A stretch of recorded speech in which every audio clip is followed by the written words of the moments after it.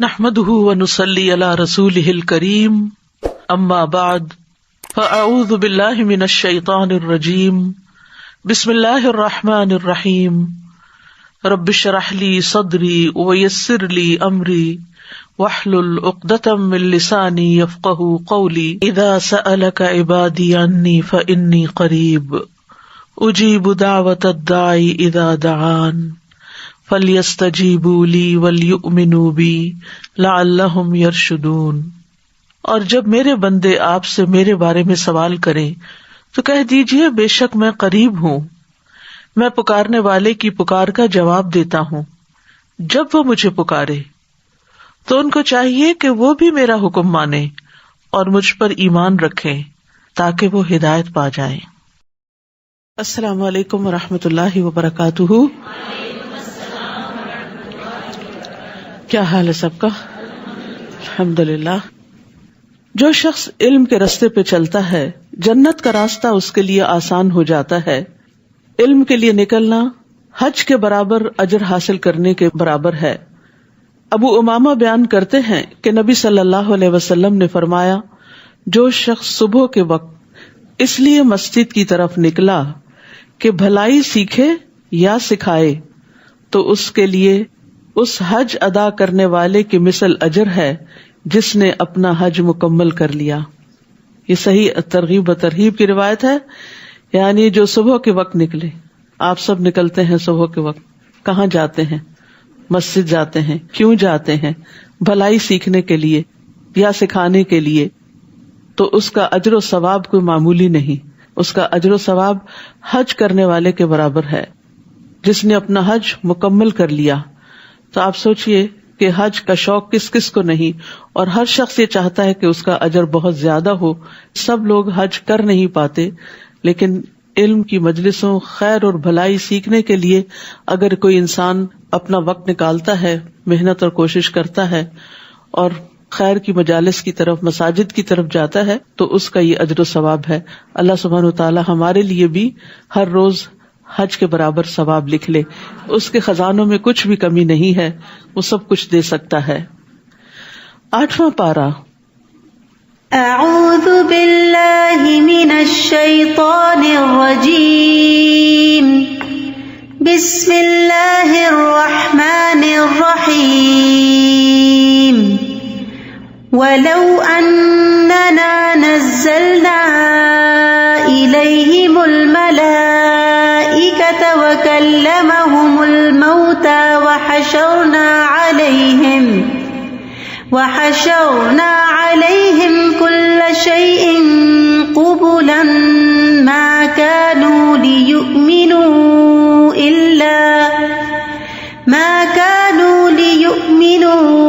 إِلَّا أَن يَشَاءَ اللَّهُ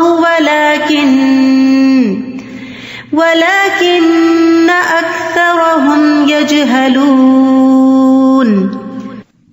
شروع کرتی ہوں اللہ کے نام سے جو بے انتہا مہربان نہایت رحم فرمانے والا ہے۔ اور اگر ہم ان کی طرف فرشتے بھی نازل کر دیتے اور ان سے مردے بھی کلام کرتے اور ہر چیز کو ان کے سامنے لا اکٹھا کرتے، یعنی جن جن چیزوں کا مطالبہ کر رہے ہیں یہ کہ وہ ہمیں دکھائی جائیں تو وہ بھی لے آئی جاتی، تو بھی یہ ایمان لانے والے نہ تھے مگر جس کے متعلق اللہ چاہتا، لیکن ان میں سے اکثر نادانی کی باتیں کرتے ہیں۔ وَلَكِنَّ أَكْثَرَهُمْ يَجْهَلُونَ۔ یاد رکھیے، جہالت انسان کی ہدایت کے راستے میں رکاوٹ بن جاتی ہے، خواہ وہ جذباتی جہالت ہو یا علمی جہالت ہو۔ علم کا نہ ہونا بھی انسان کی ہدایت کے راستے میں رکاوٹ ہے، اسی طرح علم آنے کے بعد اپنی خواہشات کی پیروی بھی انسان کی ہدایت حاصل کرنے کے راستے میں رکاوٹ بن جاتی ہے۔ اہل مکہ کا، آپ کے مخالفین کا کچھ یہی حال تھا۔ اسی طرح ہم نے شیطان سیرت انسانوں اور جنوں کو ہر نبی کا دشمن بنایا جو دھوکہ دینے کی غرض سے کچھ خوش آئند باتیں ایک دوسرے کے کانوں میں پھونکتے رہتے ہیں۔ اگر تمہارا رب چاہتا تو وہ ایسا نہ کر سکتے، سو انہیں ان کے حال پہ چھوڑ دیجئے اور ان باتوں کو بھی جو وہ افترا کرتے ہیں۔ اللہ سبحانہ وتعالی رسول اللہ صلی اللہ علیہ وسلم کو تسلی دیتے ہوئے فرما رہے ہیں کہ جس طرح ہم نے آپ کے دشمن بنا دیے جو آپ کی دعوت کو ٹھکراتے ہیں اور آپ سے حسد کرتے ہیں، تو یہ ہماری سنت ہے.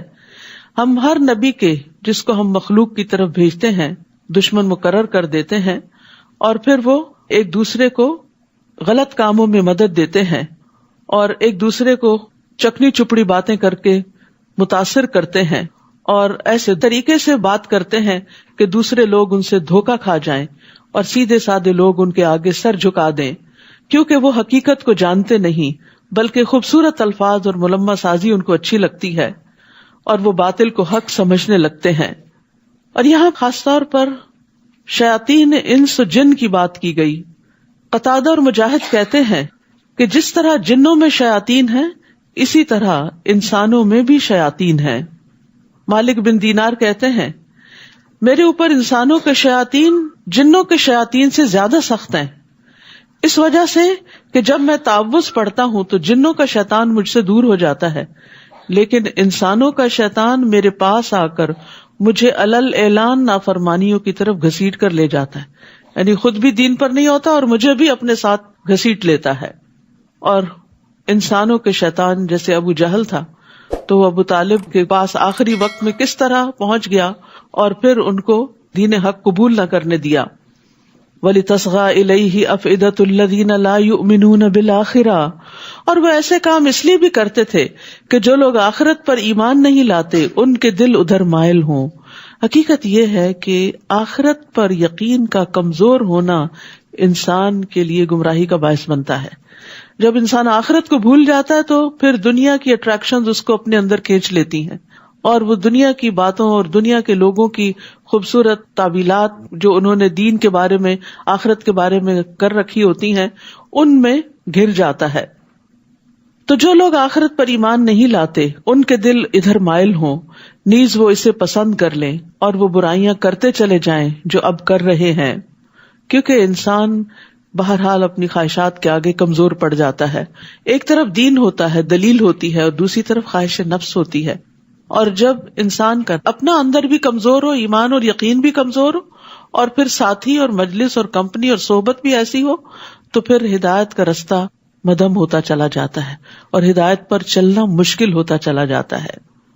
پھر فرمایا کیا میں اللہ کے سوا کسی اور کو منصف تلاش کروں، یعنی اس سے اپنے فیصلے کرواؤں کہ صحیح کیا اور غلط کیا ہے، حالانکہ اسی نے پوری تفصیل کے ساتھ تمہاری طرف کتاب نازل کی ہے. یعنی اللہ نے اپنا فرض پورا کر دیا، تمہاری ہدایت کے لیے ڈیٹیل میں سب کچھ اس کتاب میں بھیج دیا.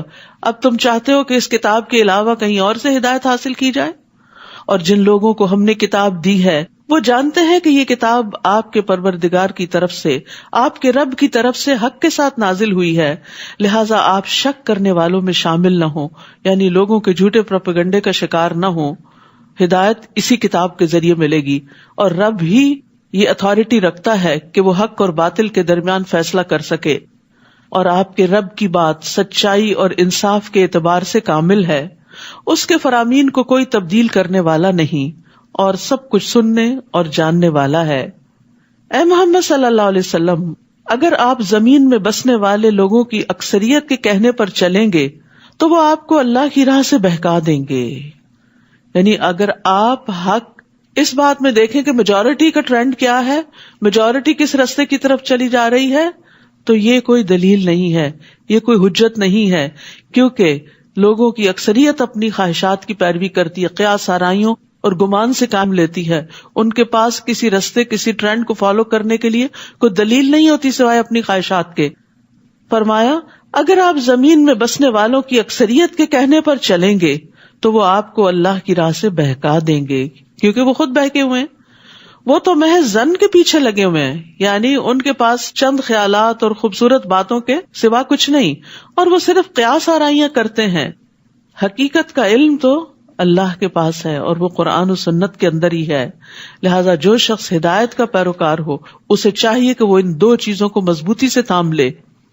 بلا شبہ تمہارا رب خوب جانتا ہے کہ کون اس کی راہ سے بھٹکا ہوا ہے، اور وہ ہدایت پانے والوں کو بھی خوب جانتا ہے. تو چونکہ ہدایت کا معیار قرآن و سنت ہے اور واپسی بھی ہماری اللہ سبحانہ و تعالیٰ کی طرف ہے، تو وہی اصل فیصلہ کرے گا کہ کون سیدھے رستے پہ چل کے صحیح منزل پہ پہنچا اور کون بھٹک گیا. فَكُلُوا مِمَّا ذُكِرَ اسْمُ اللَّهِ عَلَيْهِ إِن كُنتُم بِآيَاتِهِ مُؤْمِنِينَ. اے ایمان والو، اگر تم اللہ کی آیات پر ایمان رکھتے ہو تو جس چیز پر اللہ کا نام لیا گیا ہو اسے بلا تکلف کھاؤ. آپ کے دشمن اہل مکہ اعتراض کرتے تھے کہ آپ کیسے لوگ ہیں جس کو آپ مار کے کھاتے ہیں اس کو حلال سمجھتے ہیں، اور جس کو اللہ مار دیتا ہے یعنی اپنی طبعی موت مر جاتا ہے اس کو آپ حرام قرار دیتے ہیں. تو یہ صرف ان کی ایک لاجیکل فیلسی تھی اور ایک سوچ کا غلط انداز تھا. حالانکہ ذبح کرنا اور اس پر اللہ کا نام لینا وہ اپنے الگ اثرات رکھتا ہے بنسبت اس کے کہ ایک جانور بیمار ہو کے مر جائے یا کوئی چوٹ کھا کے مر جائے. اس موت کے اثرات کچھ اور طرح کے ہوتے ہیں، اس گوشت کو کھانے کے اثرات بھی اور طرح کے ہوتے ہیں. لیکن انہوں نے اپنی اس بات کو بڑا خوبصورت بنا دیا، اور بظاہر دیکھنے میں تو یہ بات بڑی اپیلنگ لگتی ہے. ہاں واقعی جس کو اللہ مارتا ہے وہ زیادہ حقدار ہے کہ کھایا جائے بنسبت اس کے کہ جس کو انسان خود سلاٹر کر لیتا ہے. تو یہاں پر یہ بتایا گیا کہ ان کی باتوں میں نہ آئے. جس پہ اللہ کا نام لیا گیا ہو، جو پراپر طریقے سے ذبح کیا گیا ہو، اسی کو تم کھاؤ اگر تم اللہ کی آیات پر ایمان رکھتے ہو. تو یہ حلال کھانا بھی ایمان کا حصہ ہے. پھر فرمایا آخر کیا بات ہے کہ تم وہ چیز نہ کھاؤ جس پر اللہ کا نام لیا گیا ہو، حالانکہ جو کچھ اس نے تم پر حرام کیا ہے اسے تمہارے لیے تفصیلاً بیان کر دیا ہے. یعنی اللہ نے حلال حرام واضح کر دیا ہے، الا یہ کہ تم کوئی حرام چیز کھانے پر مجبور ہو جاؤ. اضطراری کیفیات اور چیز ہیں. اور بہت سے لوگ ایسے ہیں جو بغیر علم کے محض اپنی خواہشات کے پیچھے لگ کر دوسروں کو بہکاتے رہتے ہیں. وہ اپنی خواہشات کی پیروی کرتے اور چاہتے کیا ہیں باقی لوگ بھی ان کے پیچھے چلیں، لہٰذا وہ اپنی خواہشات کو بہت خوبصورت الفاظ میں بیان کر کے دوسروں کو بھی اپیل کرتے ہیں اور اپنے ساتھ بہکا کے لے جاتے ہیں. اور لوگ لا علمی میں، کبھی غفلت میں، کبھی خواہشات کی پیروی میں قرآن و سنت کی تعلیمات کو نہ جاننے کی وجہ سے ان کے پیچھے چل پڑتے ہیں. آپ کا رب ایسے حد سے بڑھنے والوں کو خوب جانتا ہے. تو یاد رکھیے اپنی پسند ناپسند پہ چلنا گمراہی کا سبب ہوتا ہے. اللہ اور اس کے رسول کی پسند ناپسند کو دیکھنا لازم ہے ہدایت کے لیے. اور بعض اوقات خواہشات کی بنا پر کسی چیز سے محبت رکھنا ہدایت سے دوری کا سبب بن جاتا ہے. وَذَرُوا ظَاهِرَ الْإِثْمِ وَبَاطِنَهُ إِنَّ الَّذِينَ يَكْسِبُونَ الْإِثْمَ سَيُجْزَوْنَ بِمَا كَانُوا يَقْتَرِفُونَ. تم ظاہری گناہوں کو بھی چھوڑ دو اور چھپے گناہوں کو بھی، یعنی پبلکلی کرنے والے گناہ ان کو بھی چھوڑ دو اور چھپ کے کرنے والوں کو. جیسے غیبت چھپ کے کی جاتی ہے اور تانا منہ پہ دیا جاتا ہے. تو بعض لوگ غیبت کرتے ہوئے کیا دلیل دیتے ہیں، مجھے کوئی ڈر نہیں، میں تو یہ بات اس کے منہ پہ بھی کہہ دوں گی. وَيْلٌ لِّكُلِّ هُمَزَةٍ لُمَزَةٍ. بری بات کو چاہے پیٹھ پیچھے کیا جائے، چھپ کے کیا جائے، کسی کے کان میں کیا جائے، یا کسی پرائیویٹ میسج میں کیا جائے، یا پھر سامنے بیٹھ کے تانا دیا جائے، دونوں میں ہی ہلاکت ہے. برا اخلاق جو ہے وہ انسان کے تنزل کا باعث بنتا ہے. اسی طرح باقی چیزیں بھی، یعنی بے حیائی، چھپی دوستیاں، زنا کاریاں، یا پھر پبلکلی اس طرح کے جسچرز، ان تمام چیزوں سے روکا گیا ہے. تم ظاہری گناہوں کو بھی چھوڑ دو اور چھپے ہوئے گناہوں کو بھی. جو لوگ گناہ کے کام کرتے ہیں انہیں جلد ہی اس کی سزا مل کر رہے گی. یعنی انسان یہ نہ سوچے کہ میں نے گناہ کیا کسی کو پتہ ہی نہیں چلا، چھپ کے کیا، کون مجھ سے پوچھے گا، کوئی نقصان ہونے والا نہیں. ایسا نہیں، بلکہ اس کا نتیجہ نکل کر رہے گا. جو بو گے وہ کاٹو گے. اور جس چیز پر اللہ کا نام نہ لیا گیا ہو اسے مت کھاؤ. واضح بات ہے، جس جانور پہ اللہ کا نام نہیں لیا گیا اس کو سلاٹر کرتے وقت اسے مت کھاؤ. یہ گناہ کی بات ہے. بلا شبہ شیطان تو اپنے دوستوں کے دلوں میں شکوک و اعتراضات القاء کرتے رہتے ہیں تاکہ وہ تم سے جھگڑتے رہیں، اور اگر تم نے ان کی بات مان لی تو تم بھی مشرک ہی ہوئے. حدیث میں آتا ہے رسول اللہ صلی اللہ علیہ وسلم نے فرمایا جو چیز خون بہا دے اور اس پر اللہ کا نام لیا گیا ہو تو اسے کھاؤ، اور جس کھانے پر اللہ کا نام نہ لیا جائے، بتوں کا لیا جائے یا غیر اللہ کا لیا جائے، تو وہ ابلیس کا رزق ہوتا ہے. رسول اللہ صلی اللہ علیہ وسلم نے فرمایا کہ ابلیس نے کہا اے اللہ تو نے ساری مخلوق کا رزق واضح کر دیا ہے تو میرا رزق کہاں ہے؟ اللہ نے فرمایا ہر وہ چیز جس پر میرا نام نہ لیا جائے. اسی لیے کہتے ہیں نا، جب کھانا کھاتے ہوئے بسم اللہ کے بغیر آپ شروع کرتے ہیں تو شیطان آپ کے کھانے میں شریک ہو جاتا ہے. پھر اس کی وہ طاقت اور وہ غذائیت آپ کو نہیں ملتی جو آپ کو ضرورت ہوتی ہے. أَوَمَنْ كَانَ مَيْتًا فَأَحْيَيْنَاهُ وَجَعَلْنَا لَهُ نُورًا يَمْشِي بِهِ فِي النَّاسِ. بھلا وہ شخص جو مردہ تھا، لا علم تھا، جاہل تھا، نہ اپنے رب کو پہچانتا تھا، نہ اپنے رسول کو، نہ اپنے دین کو، نہ اپنی آخرت کو، پھر ہم نے اسے زندہ کیا، اسے ایمان دیا، اسے علم دیا، اسے شعور بخشا، اسے دین کی سمجھ بخشی، اس کو روشنی عطا کی، جس کی مدد سے وہ لوگوں میں زندگی بسر کر رہا ہے. وہ رہتا لوگوں کے بیچ میں ہی ہے، اٹھتا بیٹھتا کام کاج کرتا، لیکن اس کی سوچ بالکل مختلف، اس کا طریقہ مختلف ہوتا ہے. تو مسلمان اپنے باطن اور اپنے ظاہر دونوں سے ہی پہچانا جاتا ہے. یعنی ایمان اس کے قلب کو روشنی بخشتا ہے اور پھر اس کا عمل صالح اس کے ظاہر کو روشنی بخشتا ہے. ایسا شخص اس شخص کی طرح کیسے ہو سکتا ہے جو تاریکیوں میں پڑا ہوا ہو، یعنی کفر کے اندھیرے، جہالت کے اندھیرے، لاشعوری کے اندھیرے، ناسمجھی کے اندھیرے، اور اس کے نکلنے کی کوئی صورت نہ ہو، کہیں سے بھی ہدایت کا کوئی راستہ نہ ملتا ہو. کافر جو کچھ کر رہے ہیں ان کے اعمال اسی طرح خوشنما بنا دیے گئے ہیں، یعنی جو اللہ کو نہیں مانتے، آخرت کو نہیں مانتے، اور ایمان کے بغیر جو کچھ کر رہے ہیں اس پر وہ بڑا فخر کرتے ہیں کہ وہ بہت ترقی کر رہے ہیں. لیکن اصل بات یہ ہے کہ انسان کی کامیابی دنیا کی ترقی کے ساتھ اسی وقت ہے جب وہ اپنے دینے والے کو پہچانتا ہے اور جس کے پاس واپس جانا ہے اس کو راضی کرتا ہے. اسی طرح ہم نے ہر بستی میں اس کے بڑے بڑے مجرموں کو لگا دیا ہے کہ وہ اس بستی میں مکر و فریب کرتے رہیں، پھر وہ خود ہی اس مکر و فریب میں پھنس جاتے ہیں، مگر یہ بات سمجھنے کی کوشش ہی نہیں کرتے. اور جب ان کے پاس کوئی نشانی آتی ہے تو کہتے ہیں ہم تو اس وقت تک نہ مانیں گے جب تک ہمیں بھی وہی کچھ نہ دیا جائے، یعنی نبوت، جو اللہ کے رسولوں کو دیا گیا. اللہ ہی بہتر جانتا ہے کہ اپنی رسالت کا کام کس سے لے. جلد ہی ان مجرموں کو اپنی مکاریوں کی پاداش میں اللہ کے ہاں ذلت اور سخت عذاب سے دوچار ہونا پڑے گا. فَمَن يُرِدِ اللَّهُ أَن يَهْدِيَهُ يَشْرَحْ صَدْرَهُ لِلْإِسْلَامِ. جس شخص کو اللہ ہدایت دینا چاہتا ہے اس کا سینہ اسلام کے لیے کھول دیتا ہے. ہدایت دو طرح کی ہوتی ہے، ایک ہوتی ہے ہدایت ارشاد جو تعلیم کی شکل میں، جو کائنات کی نشانیوں کی شکل میں ہے، یہ سب انسانوں کے لیے برابر ہے. لیکن بہت سے لوگ اس ہدایت کو دیکھنے کے باوجود، پڑھنے کے باوجود، سننے کے باوجود، جاننے کے باوجود بھی اس پر عمل نہیں کرتے کیونکہ انہیں توفیق نہیں ہوتی. تو جس کو یہ توفیق مل جاتی ہے وہ توفیق دراصل کیا کرتی ہے، اس کے سینے میں وسعت پیدا کر دیتی ہے. یہ وسعت کیا ہے کہ انسان اللہ کی بات سنتا ہے اور اس کا دل کھلا ہوتا ہے، وہ خوشی سے سنتا ہے، خوشی سے قبول کرتا ہے، اس پر غور و فکر کرتا ہے اور پھر اس کے مطابق عمل بھی کرتا ہے.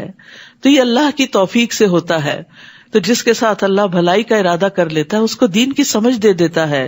فَمَن يُرِدِ اللَّهُ أَن يَهْدِيَهُ يَشْرَحْ صَدْرَهُ لِلْإِسْلَامِ وَمَن يُرِدْ أَن يُضِلَّهُ يَجْعَلْ صَدْرَهُ ضَيِّقًا حَرَجًا. اور جسے گمراہ کرنا چاہتا ہے اس کے سینے میں اتنی گھٹن پیدا کر دیتا ہے جیسے وہ بڑی دقت سے بلندی کی طرف چڑھ رہا ہو. جب انسان بلندی کی طرف اوپر کو جاتا ہے تو آکسیجن نہیں ہوتی تو سانس گھٹنے لگتا ہے.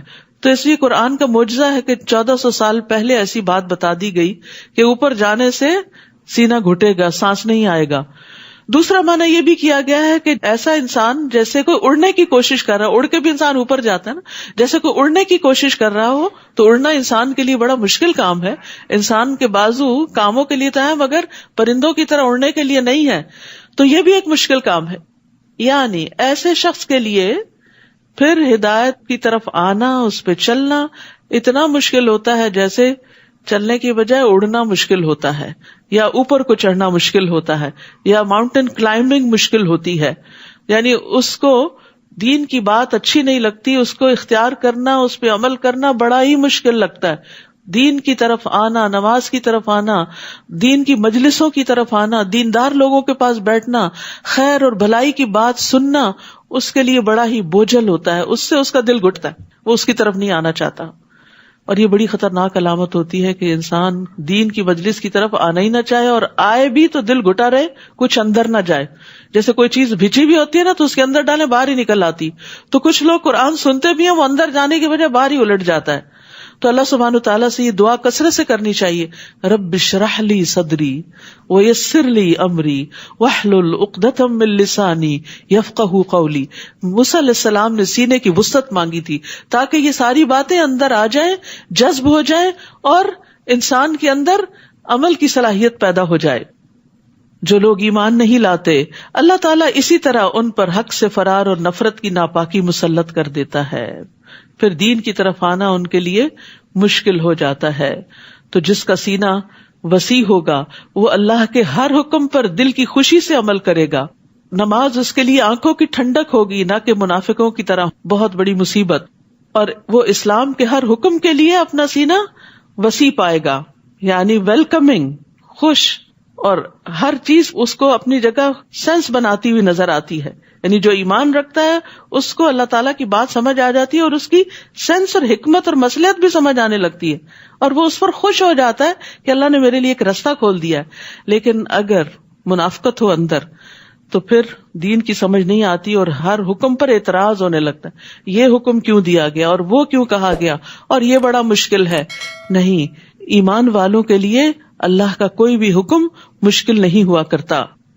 وَيُسَلِّمُ تَسْلِيمًا، وہ پوری طرح مان جاتے ہیں، تسلیم کر لیتے ہیں، سر تسلیم خم کر دیتے ہیں.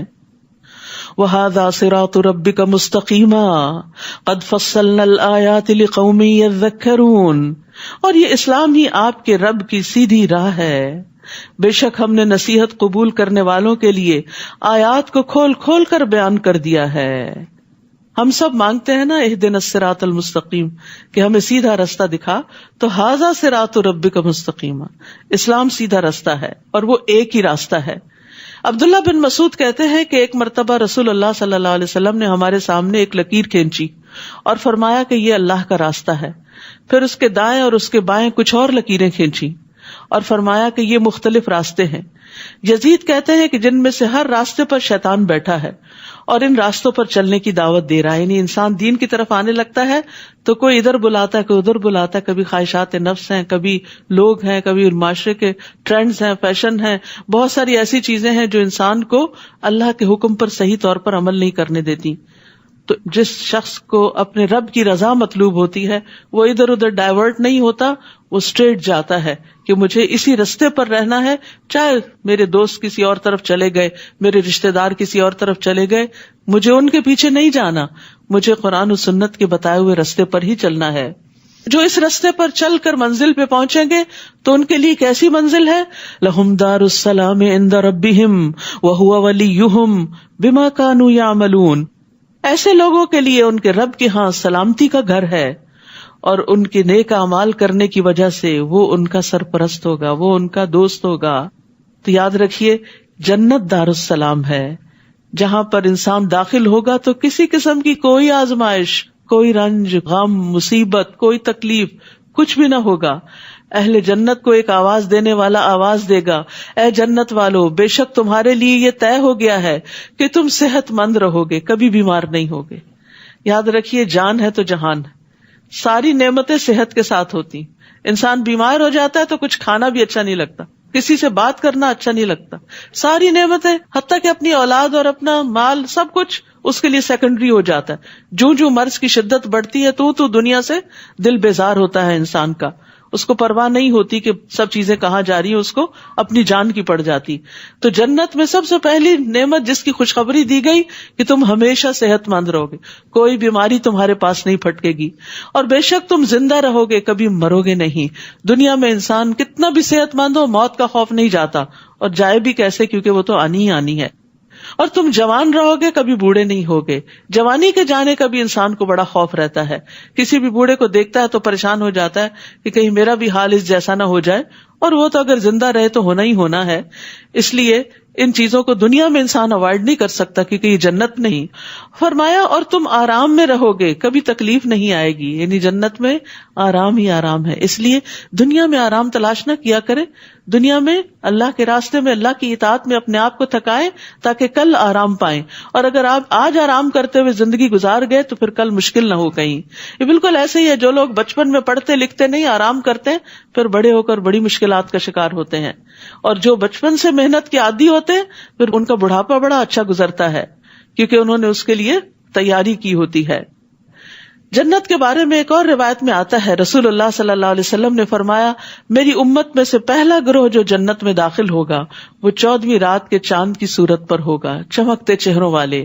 پھر جو ان کے بعد ہوں گے وہ آسمان میں انتہائی چمکدار ستاروں کی طرح ہوں گے. پھر وہ تدریجاً اپنے اپنے مرتبے کے مطابق ہوں گے، نہ وہ پاخانہ کریں گے، نہ پیشاب کریں گے، نہ ناک سنکیں گے، نہ تھوکیں گے. کسی قسم کی کوئی گندگی، پسینہ، غلاظت، بو، کوئی ایسی چیز ان کے جسم سے نہیں نکلے گی. وہ صاف ستھرے طیب بھی ہوں گے اور ہمیشہ اللہ کی رضا میں ہوں گے.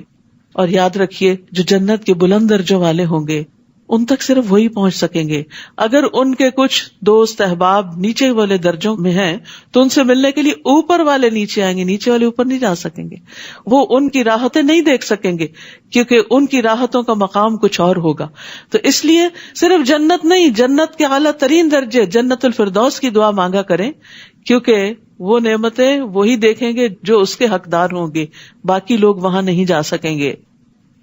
جس دن اللہ سب لوگوں کو اکٹھا کرے گا تو فرمائے گا، اے جنوں کے گروہ، تم نے بہت سے آدمیوں کو اپنا تابع بنا رکھا تھا.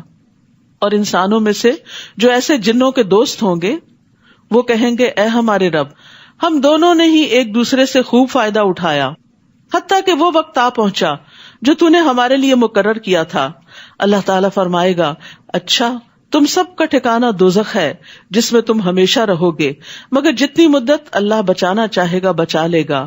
بلا شبہ وہ بہت دانا اور سب کچھ جاننے والا ہے. یعنی دنیا میں شیطان اور انسان مل کے جو برے برے کام کرتے ہیں تو آخرت میں انجام بھی اکٹھا ہی ہوگا. اس طرح ہم ظالموں کو ایک دوسرے کا ساتھی بنا دیں گے کیونکہ وہ مل کر ایسے ہی کام کیا کرتے تھے. تو یہاں ظالم کے لیے بڑی تنبیہ ہے کہ ظالم کو دوست نہ بناؤ، اور عام انسان کو بھی کسی ظالم کا ساتھ نہیں دینا چاہیے کیونکہ وہ اسے شر پہ ابھارتا ہے، خیر سے دور رکھتا ہے، اور یہ بھی ایک سزا کی قسم ہے. اور گناہ جو ہے ظالم کو مزید گناہ گار بنا دیتا ہے اور اس کو نقصان پہنچاتا ہے. پھر اللہ ان سے فرمائے گا، اے جنوں اور انسانوں کی جماعت، کیا تمہارے ہاں تم ہی میں سے رسول نہیں آئے تھے جو تمہارے سامنے میری آیات بیان کرتے اور آج کے دن کی ملاقات سے تمہیں ڈراتے؟ وہ کہیں گے، ہاں، ہم اپنے خلاف خود یہ گواہی دیتے ہیں. یعنی آئے تھے وہ تو اپنا کام کر گئے، بات یہ تھی کہ دنیا کی زندگی نے انہیں دھوکے میں مبتلا کر رکھا تھا، لہٰذا وہ اپنے خلاف گواہی دینے پر مجبور ہوں گے کہ فی الواقع وہ اللہ کی آیات کے منکر تھے، ماننا نہیں چاہتے تھے. یہ گواہی اس لیے ہوگی کہ آپ کے رب کا یہ دستور نہیں کہ وہ بستیوں کو ظلم سے تباہ کر ڈالے جبکہ وہ حقیقت حال سے ناواقف ہوں. وَلِكُلٍّ دَرَجَاتٌ مِّمَّا عَمِلُوا وَمَا رَبُّكَ بِغَافِلٍ عَمَّا يَعْمَلُونَ. اور ہر ایک کو اس کے اعمال کے مطابق درجہ ملے گا. جو جن جنت میں جائیں گے ان کے بھی درجات ہوں گے، جو انسان جنت میں جائیں گے ان کے بھی درجات ہوں گے. ایک روایت میں آتا جنت کے 100 درجے ہیں، ایک درجے اور دوسرے کے درمیان اتنا ہی فاصلہ جتنا زمین اور آسمان کے. سوچئے پھر وہ آخری درجہ کہاں ہوگا. اور بعض روایات کے مطابق قرآن کی جتنی آیتیں ہیں اتنے جنت کے درجے ہیں، ایک ایک آیت سیکھنے پر جنت کا درجہ اوپر ہوتا چلا جائے گا. وَلِكُلٍّ دَرَجَاتٌ مِّمَّا عَمِلُوا. لیکن یاد رکھیے اس سے مراد صرف حفظ کرنا نہیں ہے، کیونکہ یہاں فرمایا مِّمَّا عَمِلُوا، اس میں سے جو انہوں نے عمل کیے، یعنی جو قرآن انہوں نے سینے میں محفوظ کیا وہ ان کے عمل کا حصہ بنتا گیا اور اس کے مطابق کام کرتے گئے. جو کچھ معلوم ہوا وہ کر لیا، کرتے گئے اور اس عمل کی وجہ سے درجے بلند ہوتے گئے. اور جو کچھ وہ کام کر رہے ہیں آپ کا رب اس سے بے خبر نہیں ہے. یعنی اللہ سبحانہ و تعالی خود بھی سب کے اعمال سے بخوبی واقف ہے. تو اپنا درجہ اپنے رب کے ہاں دیکھنا ہو تو اپنے عمل کو دیکھیں کہ کس کام میں آپ کتنے آگے ہیں، نمازیں کیسی ہیں، روزے کیسے ہیں، زکوٰۃ دینے کا طریقہ کیا ہے اور کتنی شوق اور خوشی سے اور وقت پہ دیتے ہیں، صدقات کتنے دیتے ہیں، خیر اور بھلائی کے کام کتنے کرتے ہیں، نیکیوں میں کتنے آگے بڑھتے ہیں. ہم میں سے ہر شخص اپنے اپنے عمل کی طرف دیکھے. وَرَبُّكَ الْغَنِيُّ ذُو الرَّحْمَةِ. آپ کا رب بے نیاز اور مہربان ہے، اگر وہ چاہے تو تمہیں لے جائے، یعنی تمہاری نافرمانیوں پر تمہیں پکڑ لے فوراً اور تمہاری جگہ اور لوگوں کو لے آئے. لیکن کتنا مہربان ہے وہ رب جو ایک کے بعد ایک دن ہمیں دیتا چلا جا رہا ہے کہ ہم کوئی نیکی کے کام کر لیں، مہلت پہ مہلت. اور جس کی عمر 60 سال ہو جائے پھر اس کے پاس تو کوئی عذر بہانہ رہتا ہی نہیں. اللہ نے اس کو جینے کے لیے بہت سارے دن دے دیے اور بعد میں تو انسان بونس پہ ہی جیتا ہے. فرمایا اگر وہ چاہے تو تمہیں لے جائے اور تمہاری جگہ اور لوگوں کو لے آئے جیسے تمہیں اور لوگوں کی نسل سے پیدا کیا. جس چیز کا تم سے وعدہ کیا جا رہا ہے یعنی قیامت وہ یقیناً آنے والی ہے اور تم اللہ کو عاجز نہیں کر سکتے، یعنی کہیں بھاگ کے چھپ نہیں سکتے. سب پکڑے جاؤ گے، سب سامنے لائے جاؤ گے، سب کا حساب ہوگا. آپ ان سے کہیے اے میری قوم تم اپنی جگہ عمل کرتے جاؤ اور میں اپنی جگہ عمل کر رہا ہوں، پھر جلد ہی تمہیں معلوم ہو جائے گا کہ انجام کار کس کے حق میں بہتر رہتا ہے. اور یہ تو یقینی بات ہے کہ ظالم کامیاب نہیں ہو سکتے. اور جو کھیتی اور مویشی اللہ نے پیدا کیے تھے، سورۃ الانعام ہے نا، تو انعام کا ذکر ہے اب کہ اہل عرب نے کس طرح ان مویشیوں کے بارے میں غلط عقائد اختیار کر رکھے تھے. اور جو کھیتی اور مویشی اللہ نے پیدا کیے تھے، ان لوگوں نے ان چیزوں میں اللہ کے سوا دوسروں کا بھی حصہ مقرر کر دیا، یعنی غیر اللہ کے نام پر ان کو وقف کر دیا. اور اپنے گمان باطل سے یوں کہتے ہیں یہ حصہ تو اللہ کا ہے اور یہ ہمارے شریکوں کا ہے، یعنی کچھ فی سبیل اللہ اور کچھ بتوں کی نظر. اب جو حصہ ان کے شریکوں کا ہوتا یعنی بتوں کا ہوتا وہ اللہ کے حصے میں شامل نہ ہو سکتا تھا کیونکہ وہ ان کے اپنے درمیان تقسیم ہوتا تھا اور اللہ کے نام پر غریبوں میں تقسیم ہوتا. تو کبھی ایسا ہوتا کہ اللہ کے نام والے حصے میں کوئی کمی ہوتی تو وہ اس کو پورا نہیں کرتے تھے، لیکن اگر بتوں کے حصے میں کوئی کمی ہوتی، پیداوار ناقص ہوتی یا کوئی جانور مر جاتے تو اس صورت میں اللہ کے حصے میں سے لے کے اس کمی کو پورا کر لیتے، یعنی غریبوں کا حصہ بھی اپنی طرف کھینچ لیتے. اور جو اللہ کا حصہ ہوتا وہ ان کے شریکوں کے حصے میں شامل ہو سکتا تھا. کتنا برا فیصلہ تھا جو وہ کرتے تھے. اسی طرح بہت سے مشرکوں کے لیے ان کے شریکوں نے اولاد کے قتل کو خوشنما بنا دیا، اپنے ہی بچوں کو مارنا تاکہ انہیں ہلاک کر دیں اور ان پر ان کے دین کو مشتبہ بنا دیں. اور اگر اللہ چاہتا تو وہ ایسا نہ کرتے، لہٰذا انہیں جانے دیجیے اور اس افتراء کو بھی جس میں وہ لگے ہوئے ہیں، یعنی جھوٹی باتیں گھڑ کر اللہ کے نام پر لوگوں سے بیان کرتے ہیں یا پھر غلط عقائد کو اختیار کر کے اپنے آپ کو جسٹیفائی کرتے ہیں، درست سمجھتے ہیں. کہتے ہیں کہ اس قسم کے مویشی اور کھیتی ممنوع ہیں، یہ وقف ہیں، انہیں ان کے گمان کے مطابق وہی کھا سکتا ہے جسے وہ چاہیں. یعنی اللہ نے جو چیزیں سب کے لیے حلال کی وہ انہوں نے حرام کر دی اور حلال حرام کو اپنے ہاتھ میں لے لیا کہ جس کو ہم چاہیں گے دیں گے. اور کچھ مویشی ہیں جن کی پشتیں حرام ہیں، ان پہ کوئی سوار نہیں ہو سکتا، بوجھ نہیں لاد سکتا. اور کچھ مویشی ایسے ہیں جن پر وہ ذبح کے وقت اللہ کا نام نہیں لیتے، حالانکہ پیدا ان مویشیوں کو کس نے کیا؟ اللہ نے کیا. اور یہ سب قانون اور دین انہوں نے اپنے ہاتھ میں لے رکھا تھا. یہ سب کچھ اللہ پر افطرا ہے اور اللہ ان قریب انہیں ان کی افطرا پردازیوں یعنی جھوٹ گھڑنے کا بدلہ دے دے گا. نیز وہ کہتے ہیں کہ ان اقسام کے جانوروں کے پیٹ میں جو بچہ ہے وہ صرف ہمارے مردوں پہ حلال ہے، خود سے خود، اور ہماری عورتوں پر حرام ہے. بیچاری عورتیں ہر دور میں محروم رہی. البتہ اگر وہ بچہ مردہ ہو تو مرد عورت سب کھا سکتے ہیں. جو کچھ یہ کہتے ہیں اللہ انہیں اس کی سزا ضرور دے گا، وہ یقیناً دانا اور ہر چیز کا علم رکھنے والا ہے. جن لوگوں نے لا علمی اور حماقت کی بنا پر اپنی اولاد کو مار ڈالا اور اللہ پر جھوٹ باندھتے ہوئے اس رزق کو حرام قرار دیا جو اللہ نے انہیں عطا کیا تھا، یہ ایسے گمراہ ہیں جو راہ راست پر نہیں آ سکتے. یعنی جب انسان بڑے بڑے گناہ کرتا ہے نا تو اس کا دل سخت ہو جاتا ہے. جو اپنی اولاد کو مار ڈالے اور جو اللہ کے دیے ہوئے رزق کو اپنی مرضی سے حلال حرام کر دے، پھر وہ ہدایت پہ کیسے آ سکتا ہے جب اس نے قانون اپنے ہاتھ میں لے لیا ہو کہ میرا بچہ ہے میں جو چاہوں کروں. نہیں، یہ اللہ کی امانت ہے تمہارے پاس، تمہارا اختیار نہیں کہ تم اسے قتل کرو. تو یاد رکھیے خود ساختہ طریقوں سے اللہ کو راضی نہیں کیا جا سکتا. اپنے من گھڑت طریقوں کو دین کہنا دین نہیں ہوتا. یعنی بعض لوگ جیسے بدعات کرتے ہیں. بدعت کیا ہوتی ہے کہ جو چیز نہ قرآن میں ہے، نہ سنت میں ہے، نہ سیرت میں، نبی صلی اللہ علیہ وسلم یا صحابہ نے کبھی وہ کام کیے ہی نہیں، بعد کی جنریشن میں خود بخود انہوں نے اس چیز کو اپنے لیے دین کا حصہ بنا لیا. تو ایسی چیزوں سے اللہ کو راضی نہیں کر سکتے کہ اللہ نے مطالبہ ہی نہیں کیا اس کام کے کرنے کا. تو کوئی اپنے اوپر خود سے خود پابندیاں لگا رہا ہے اور اس کو دین بنا رہا ہے تو یہ دین نہیں، کیونکہ اس سے اللہ کی رضا نہیں ناراضگی آتی ہے. بظاہر یوں لگتا ہے کہ وہ اپنے آپ کو تھکاتے ہیں کہ شاید ہم اللہ کو خوش کر رہے ہیں، حالانکہ اس کے برعکس اس محنت سے اللہ کا غضب حاصل کرتے ہیں. تو یاد رکھیے کسی بھی چیز کو جب آپ دین، ثواب، عبادت سمجھ کے کریں تو پہلے یہ دیکھ لیں کہ کیا اس کو اللہ سبحانہ تعالیٰ نے یا اس کے رسول صلی اللہ علیہ وسلم نے اوتھینٹیکیٹ کیا ہے، اس کو عبادت کہا بھی ہے یا خود سے خود بنا لیا. پھر فرمایا وَهُوَ الَّذِي أَنشَأَ جَنَّاتٍ مَعْرُوشَاتٍ وَغَيْرَ مَعْرُوشَاتٍ، وہی تو ہے جس نے دونوں طرح کے باغات پیدا کیے، ایک وہ جن کی بیلیں چھتریوں پر چڑھائی جاتی ہیں، دوسرے وہ درخت جو خود اپنے تنے پر کھڑے ہوتے ہیں، ان کی بیل نہیں ہوتی جو چھتریوں پہ چڑھائی جائے. نیز کھجوریں اور کھیتیاں پیدا کی جن سے کئی طرح کے معقولات حاصل ہوتے ہیں. نیز اس نے زیتون اور انار پیدا کیے. ان دو پھلوں کا خاص طور پر ذکر ہے قرآن میں، بہت ہی نیوٹریشس ہیں، فائدہ مند ہیں، جن کے پھل اور مزہ ملتے جلتے بھی ہوتے ہیں اور مختلف بھی. ایسے پھل جو ہیں یہ غذا بھی ہوتے ہیں اور ان میں علاج بھی ہوتے ہیں.